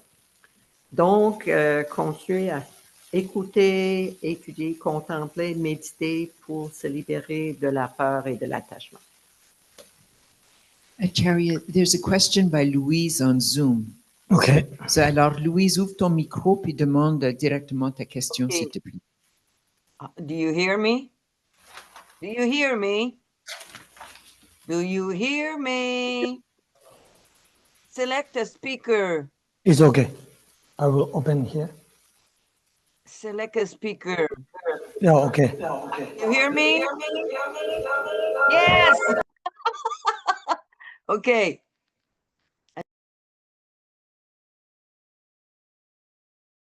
No. Unmute. I can't Okay. hear you. She wrote it Unmute. though, maybe, Acharya. Maybe you could read in the chat. I think she first wrote it. What she wrote.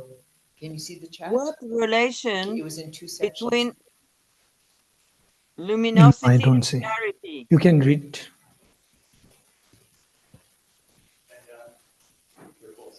Mais on peut le lire. Est-ce que c'est en anglais ou en français? C'est en Ok. Alors, je anglais. vais le lire. I'll read it. Ils vont m'entendre, hein?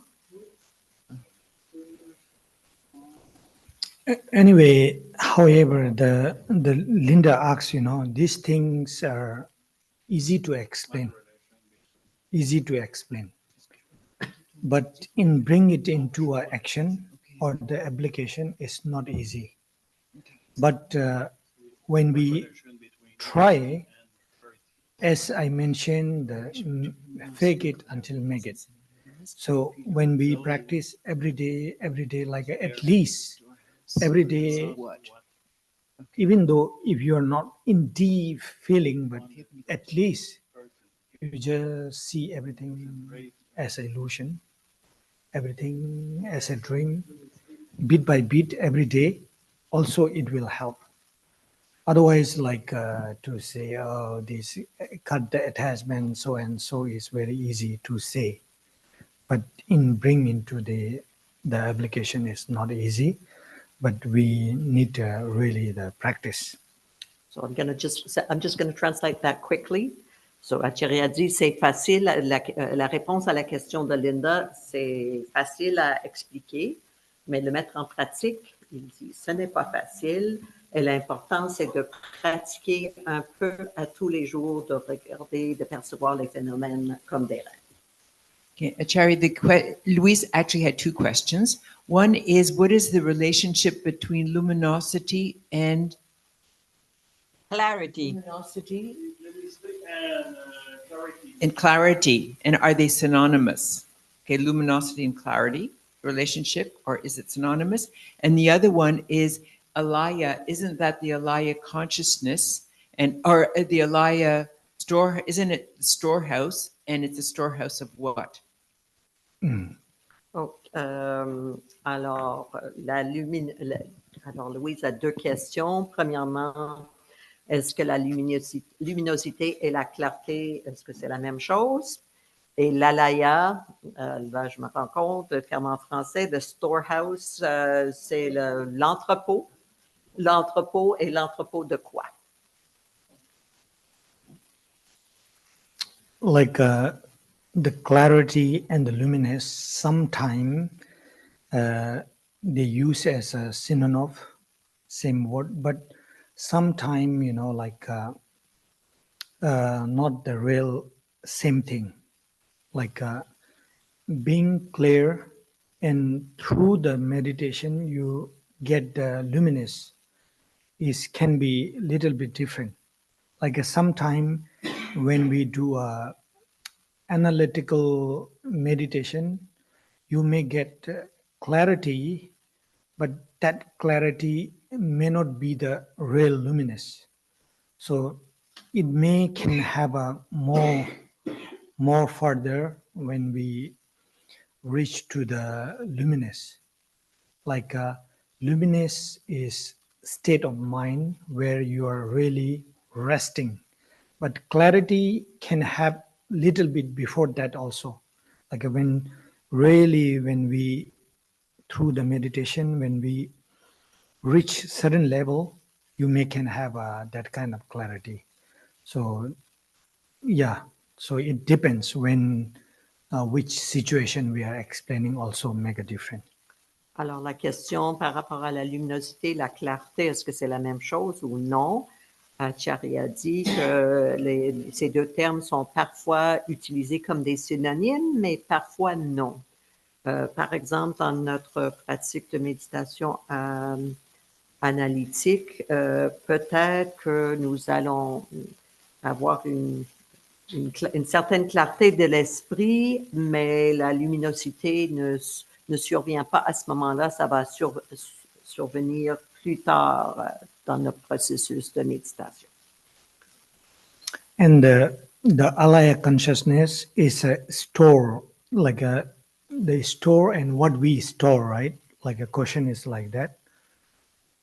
So alaya consciousness is there's a 7 consciousness, right? Like a I consciousness, the mind, the I, ear. That way, there's a 2 way of counting. Sometimes we count only 6 consciousness. Then sometimes we count alaya consciousness as an extra. So then it will be 7 consciousness.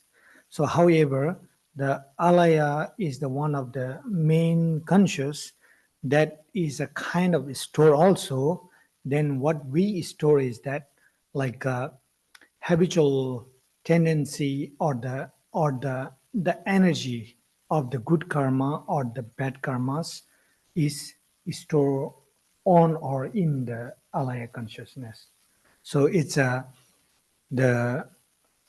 when we talk about the good karma and the bad karma goes next life, right? It's all about the energy actually. So that energy is stored in the alaya consciousness.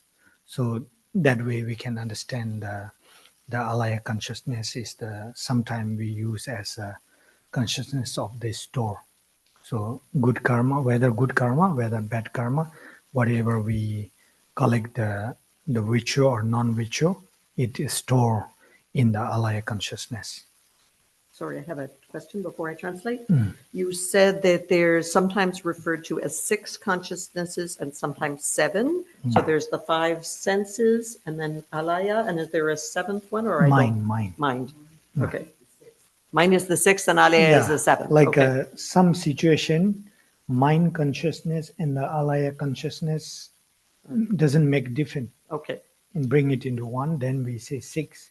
But some point we make it different, mind and the alaya, then 7 consciousness. Thank you. Alors, donc, la question concernant l'alaya, c'est quoi? Est-ce que c'est un entrepôt et ça entrepose quoi? Acharya dit, bon, c'est l'alaya, on peut parler de la conscience de l'alaya. Il dit qu'il y a, dans certains systèmes, on parle de 6 consciences, et d'autres systèmes, on parle de 7. Alors, il y a les consciences des 5 facultés sensorielles, et ensuite, on peut dire soit la conscience du mental, et numéro 6 et numéro 7 serait la conscience de l'alaya. Dans le système où il y en a seulement 6, l'alaya et le mental sont réunis. Mais de toute façon, la conscience de l'alaya,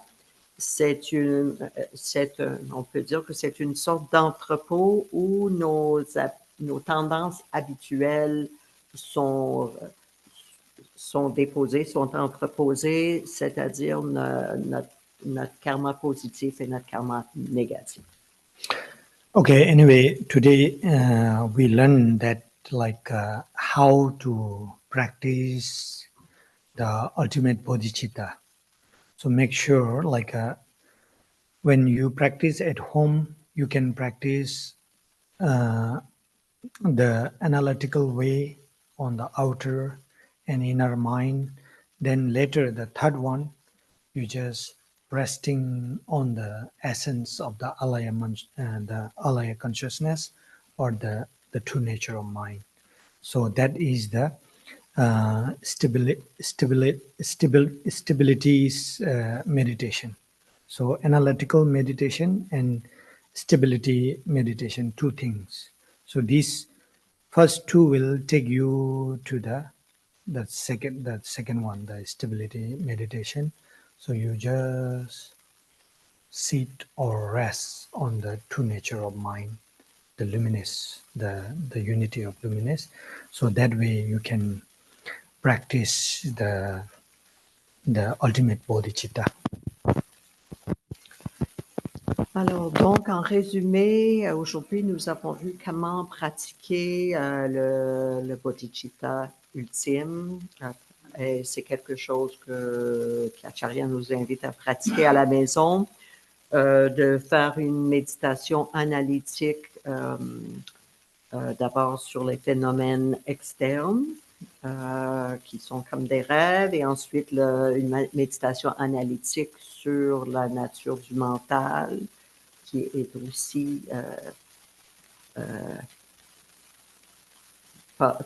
qui n'a pas d'existence ultime, et finalement, avec le temps, ça peut nous amener à rester dans une méditation de stabilité centrée sur la vraie nature de l'esprit.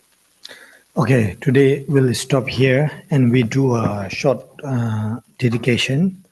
So we, through practice today's teaching session, the merit we collect, we dedicate to all the mother sentient beings that they can generate the ultimate bodhicitta, and through this may they be attain enlightenment. So that way we make a short dedication.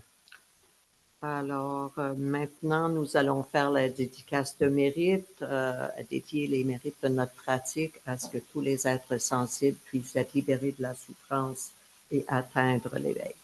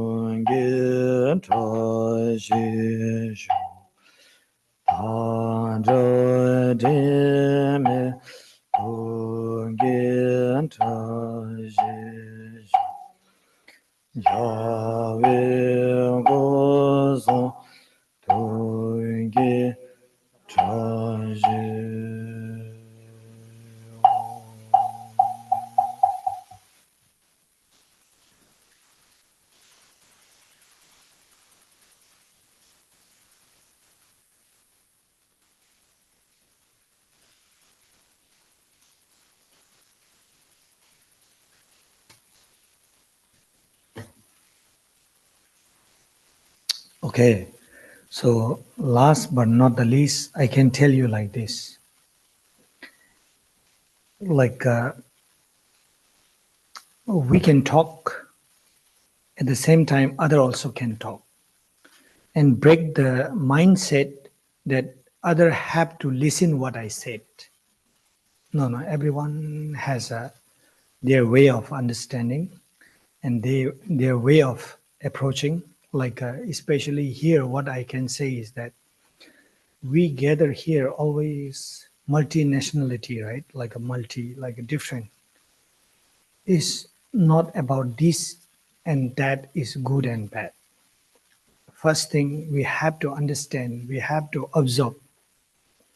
So when you understand, when you observe, then easy to deal with others.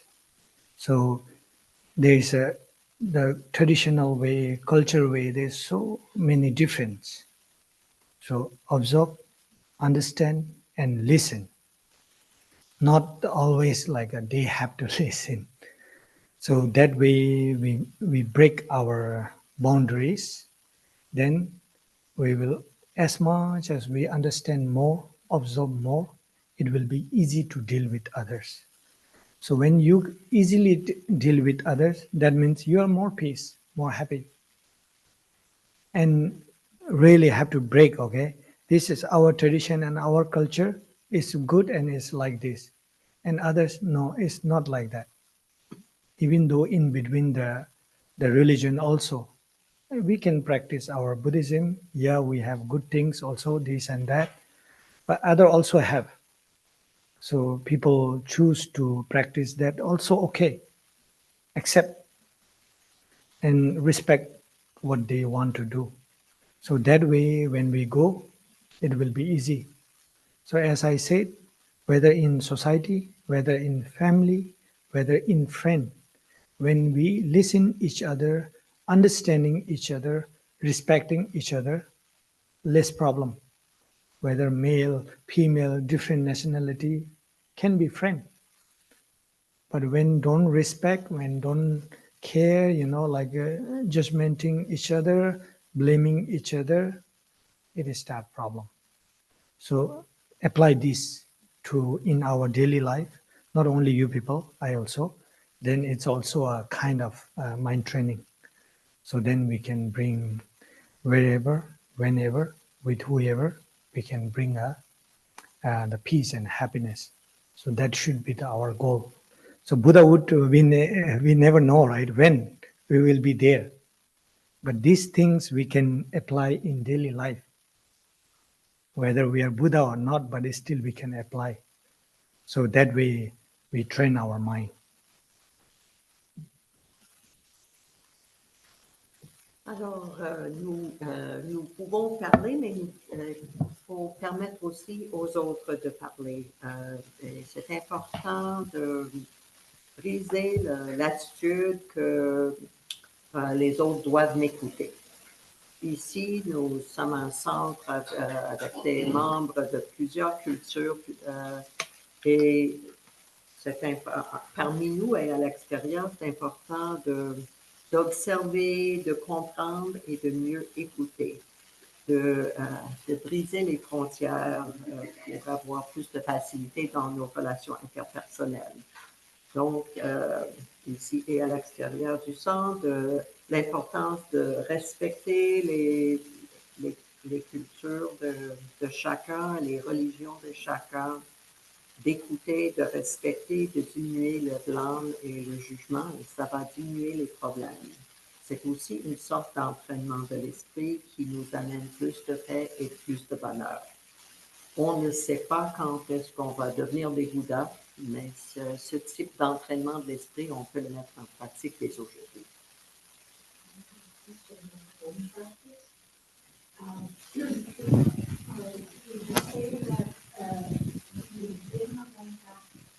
I have a question about the home practice. Would you say that we begin the practice with the analytical process of looking at others, looking at everything we discussed today, looking at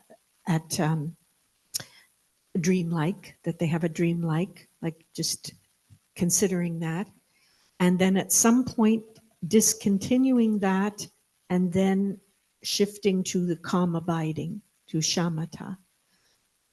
Or is it taking the analytic meditation and just allowing it to seeing what type of calm abiding arises and staying with that? So is there a discrete point where we shift to it if it hasn't happened naturally? We're still in the analytical mode, that we discontinue that and shift to calm abiding if it doesn't happen on its own. I'm going to just translate in French. Alors, la question de Linda, c'est concernant la pratique à la maison. Alors, elle dit, est-ce que on commence par la pratique de méditation analytique, puis à un moment donné, on se tourne de façon consciente vers le shamatha, ou est-ce qu'on continue notre méditation analytique et à un moment donné, si le shamatha surgit naturellement, on continue là-dedans? Alors, est-ce qu'il y a deux phases ou c'est une phase et peut-être une transition naturelle? But the calm and abiding meditation and the analytical meditation is two different meditation. But at home, I will suggest at the beginning, you can do certain time of the calm and abiding meditation. So that will help you to calm down. Then later, then you can do the analytical meditation. It will be, I think it will be more clear, like analytical, you can analyze bit by bit, like as today we did, how and why all these are like a dream, so slowly. So that way you can first the calm and abiding, then come to the analytical will be better. Then it may take you to the resting the mind again by the analytical through, as we did today.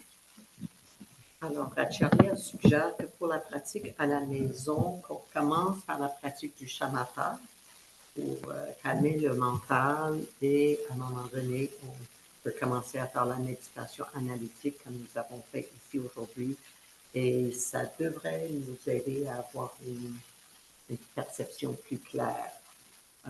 Et peut-être à un moment donné, en faisant la méditation analytique, nous allons arriver à un point où le mental va tout simplement se reposer. Yeah. Okay, then. This is all for today. But whatever we learn, don't let it on the words. That means like I have an experience, not just telling you people. When I listen the master, I feel like when they give an explanation, example, like, wow, so good. Wow, so good, you know. Then later, like after 1 day, 2 day, all gone. Wow, and wonderful is gone. So think like, especially when she said the dream or illusion, don't look far. Like within yourself will be better. Like another thing, we never, I cannot say you all, but what I'm going through is that most of the time we don't analyze what I did today or yesterday or week before, you know, good, bad, whatever. But it's very important how I act, how I talk, how I think. So analyze, then we may see good part, the negative part, fault part, right? Then we can, like a good part, appreciate, rejoice, and try to do more.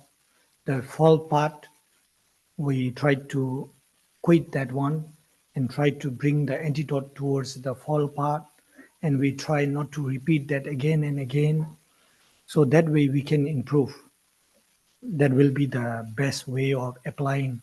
Otherwise, you come here, oh, 7-point mind training is so good.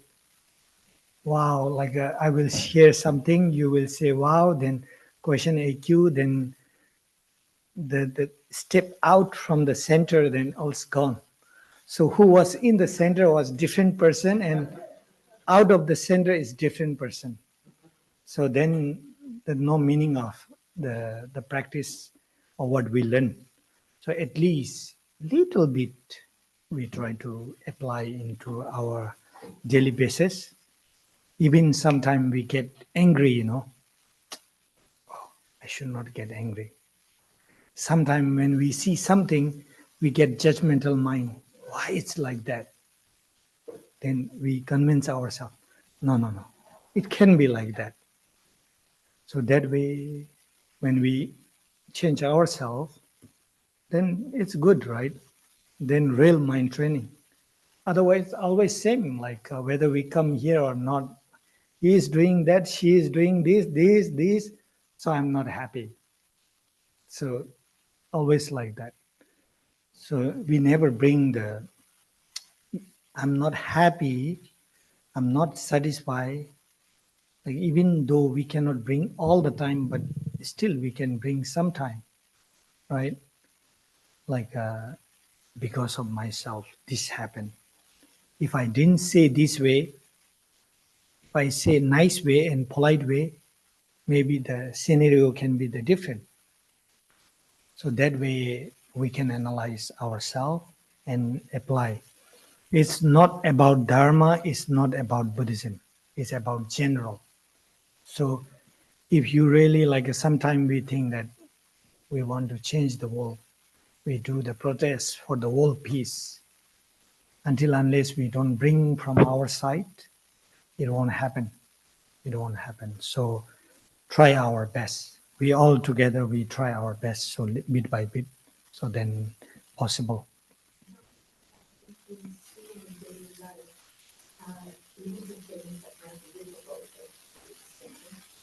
To see at least for the use our imagination and see in which ways could this be done?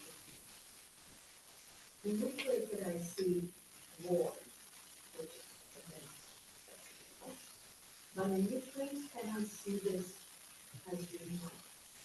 So it's not the whole thing, but is there some way in which I can see as being one? Ok, alors, je vais traduire. Et la traductrice aura très bientôt besoin d'aller au petit coin. So I hope there's not a lot more comments. I just said the translator is going to need to use the washroom very soon. So I hope we don't have a long discussion unless somebody else wants to translate. Well, it's going to be less dreamlike soon. Alors, donc, Acharya dit, c'est l'importance de continuer à réfléchir et il donne l'exemple de sa propre vie quand il dit, parfois il a reçu des enseignements, puis il s'est dit, waouh, c'est impressionnant. Puis après, il se souvenait plus de ce qu'il avait appris. Donc, une façon de mettre en pratique les enseignements qu'on a appris, c'est d'évaluer nos comportements, notre parole, nos paroles et nos pensées à tous les jours, de voir qu'est-ce que j'ai fait de bien, qu'est-ce que j'ai fait de moins bien, de se réjouir par rapport aux bonnes choses et de décider de corriger, de ne plus faire les mauvaises actions à l'avenir. Donc, c'est pas quelque chose qui est nécessairement bouddhiste, c'est une pratique générale. Et peut-être il y a des gens qui essayent de changer le monde, aller à des manifestations contre la guerre, par exemple, mais ici, on essaie de se changer en espérant que les changements en nous vont amener des changements peut-être à l'extérieur de nous aussi. Et Linda Poslet dit peut-être qu'elle peut, pour sa pratique, de voir dans de quelle façon elle peut voir les phénomènes comme similaires à des rêves. So does anybody else want to sit here? Est-ce qu'il y a quelqu'un d'autre qui veut traduire? It should be okay. Everyone should be okay. Yeah, but I will tell you like Okay, this. so I'm gonna- I will say like this.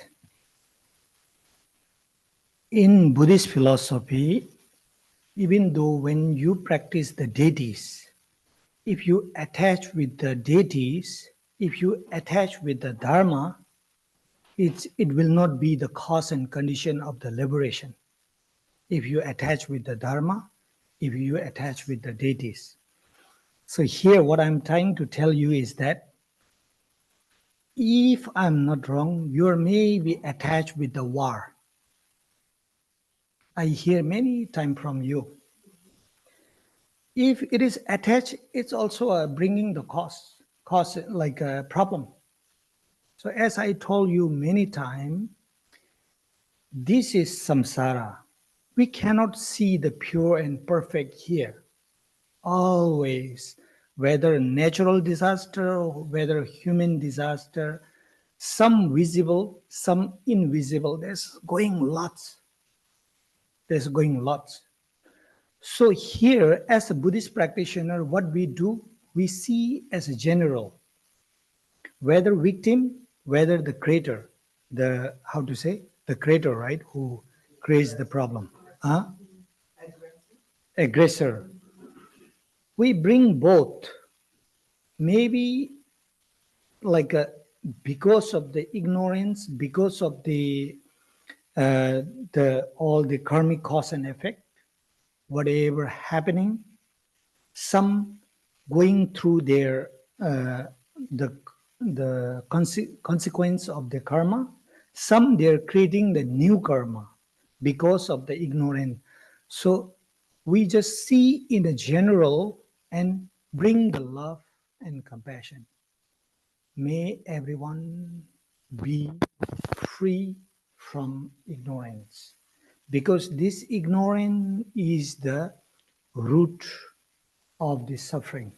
So when we see this way, it's a bit easy to open ourselves. Otherwise, there's lots of problem is going on. Lots. How many kids are killing every day? And how many kids doesn't get facilities to study? And how many senior people are going through difficult time? How many homeless we can see every day suffering? This is samsara. These are just visible. There's so many things is going on under the invisible. So that way, bring a love and compassion in a general way. I can guarantee you, you will be relieved. If we, as a practitioner, attach with a certain point, we cannot be liberated. Even though, let's say, I was supposed to say, but I forget. Today, some you may experience the little bit of luminous. Tomorrow, if you are doing the meditation with the expectation to get there, you won't get there. And some they obsess, oh, I want that, you won't get there. So it's a kind of attachment. So same with the war also. The war going on. For sure, it's samsara, it is samsara. How can we expect that people not suffer? We cannot. It's nature. That's why samsara. Right? So that's why just see in a general way, with the love, with the compassion. So may, like in our prayer always, may all sentient beings be free from suffering and the causes of suffering. May all beings be happy and the causes of happiness, right? This is our main goal. So bring this in your mind in a general way. Certain part when we attach, it creates more problem. So that's why free your mind. Free your mind from sudden attachment. That's why today we learn everything as a dream to cut the attachment. Like, especially forget about the others. When you can see yourself as a dream, now I am very healthy and almost I have everything what I need. Within a minute, we never know what's going to be. Like today we are present here, tomorrow we never know what's going to be. So that's why yesterday I said when we end, maybe I will see you tomorrow. Maybe. So when we see this way, it's easy to understand the dream. Like I can make the simple example, strike. Who expect that bus and the metro is not going to behave? Stop. But happen. It's a dream. Like today, there's no bus, no metro. Nobody will imagine or expect, this can be happen in Montreal. But it happened. It's a dream. So it may go like this strike may go longer, may go shorter, we never know. So who knows? So every situation can see as a dream. It can change anytime. And it can happen anytime. But when we say the changes, some people, they fear. All the changes doesn't mean bad. It can change very good also. So don't worry, just be ready for the changes. Like let's say now winter is coming, like it will go. But when it changes as a winter, then we can wait for the summer also. So it will bring some beauties also. So changes, there is a beauty, non-beauty, we never know. So that way we have to see really general. Then like now when you go out breezing with the leaves, it's so romantic, let's say like this. But somehow it's not romantic. So how you see also depend, right? So that way, like everything is like a dream. It can, within a moment, it can change. Within a moment. So that means like a dream also same, right? In the dream, now I'm fighting with someone, so it's scary, but later while I'm enjoying it somewhere, So this journey also same. If we really look deeper, it's like that now we are having good conversation. If somebody stand up and bang the table, then it's all gone. It's a dream. So that way, every situation, especially surrounded by you. Like today, you may have a very nice, kind, generous people, surrounded by you. But tomorrow you may not. So it goes on. So whether good part, whether bad part, the attachment is not a good practice according to the tradition, the philosophy. As I said, if you attach to the deity, if you attach to the dharma, it's also not the cause and condition of liberation. So here, always, whatever we do should be the antidote of the attachment. Then all good. Like how we see is very important. I can see the one woman as my mother, and I can see same woman as my enemy. The difference is the time. Today, if she is very kind and generous to me, oh, she's my mother. And tomorrow, if she is being not listening to me, aggressive, so and so, then my enemy. So it can change any time. But as a practitioner, we just like in practical, we don't know how much we can bring, but wishes is free, right? Totally free. So we can wish, may all beings be happy, healthy, May all beings be free from suffering and the causes of suffering. So that way, when we clean our mind with the general acceptance or the let it go, then easy to see this samsara in a good way. Otherwise, we may stuck. We may stuck all the time. So that way, let free the mindset with the war. Like someone shared like this. Like I had a conversation. So they have a thought like this. Whoever is, how to say, like criminal, let's say criminal, let's say like this. I'm sorry, I'm just bringing as an example, okay? I have nothing to do wrong. Let's bring like this. Like bring the Donald Trump and the Putin. So they think that someone share, we should kill them. And we will be free from suffering. It's not true. How many that kind of people exist in this world? Only the, as I said, visible and invisible. So visible these are, let's say like this. But there's millions invisible. Some they really do worse than them, impractical. But only we don't see, So that way we cannot. In simple way, again, this is samsara. Like 8 billion people, 8 billion or 7 billion. How many good people are there? If I'm not wrong, the majority is not. The less I expect this way. I can be wrong also. But good people are less. The majority can be a little bit, I won't say very bad, but so. So that way we can see. So that way, like this samsara is like that.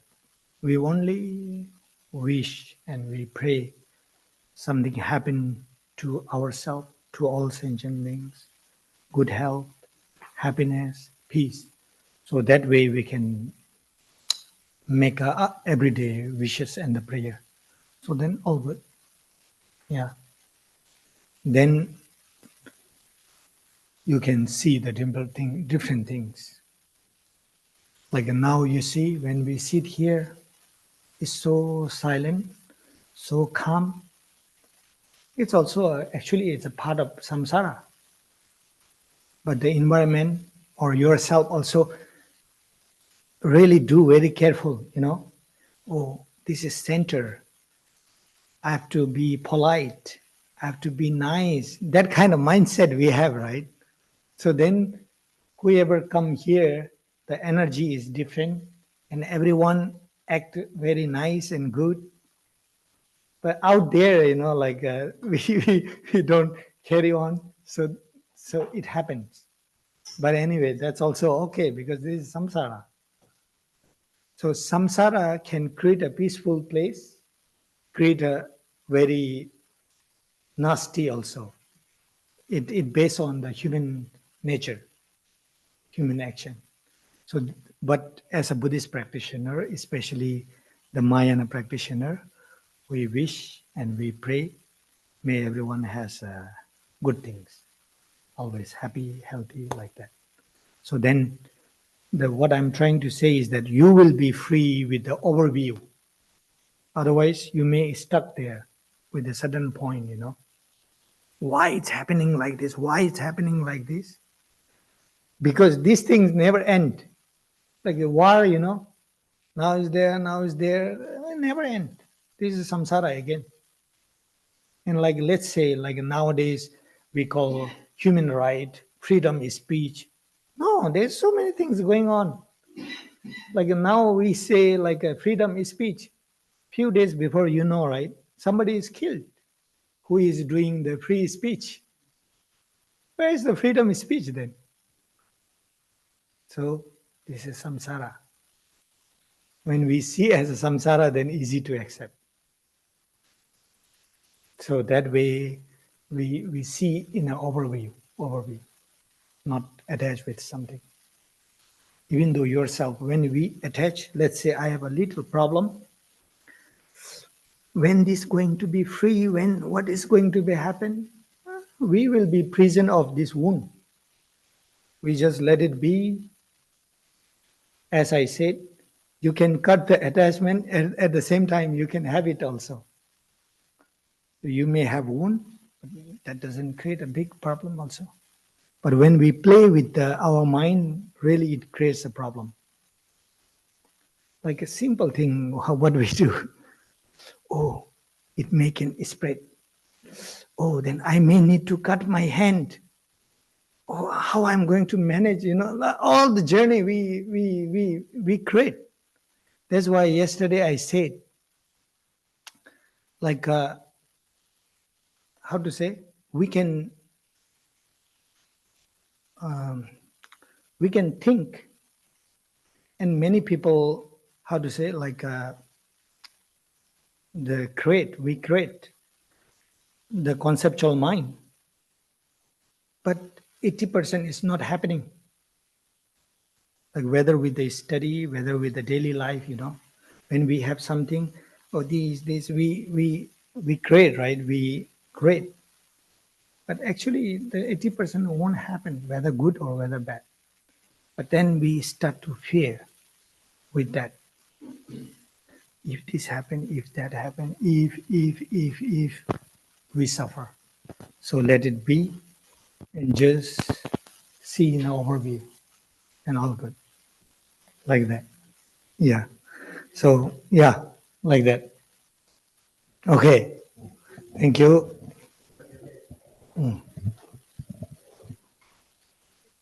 Thank you, Acharya.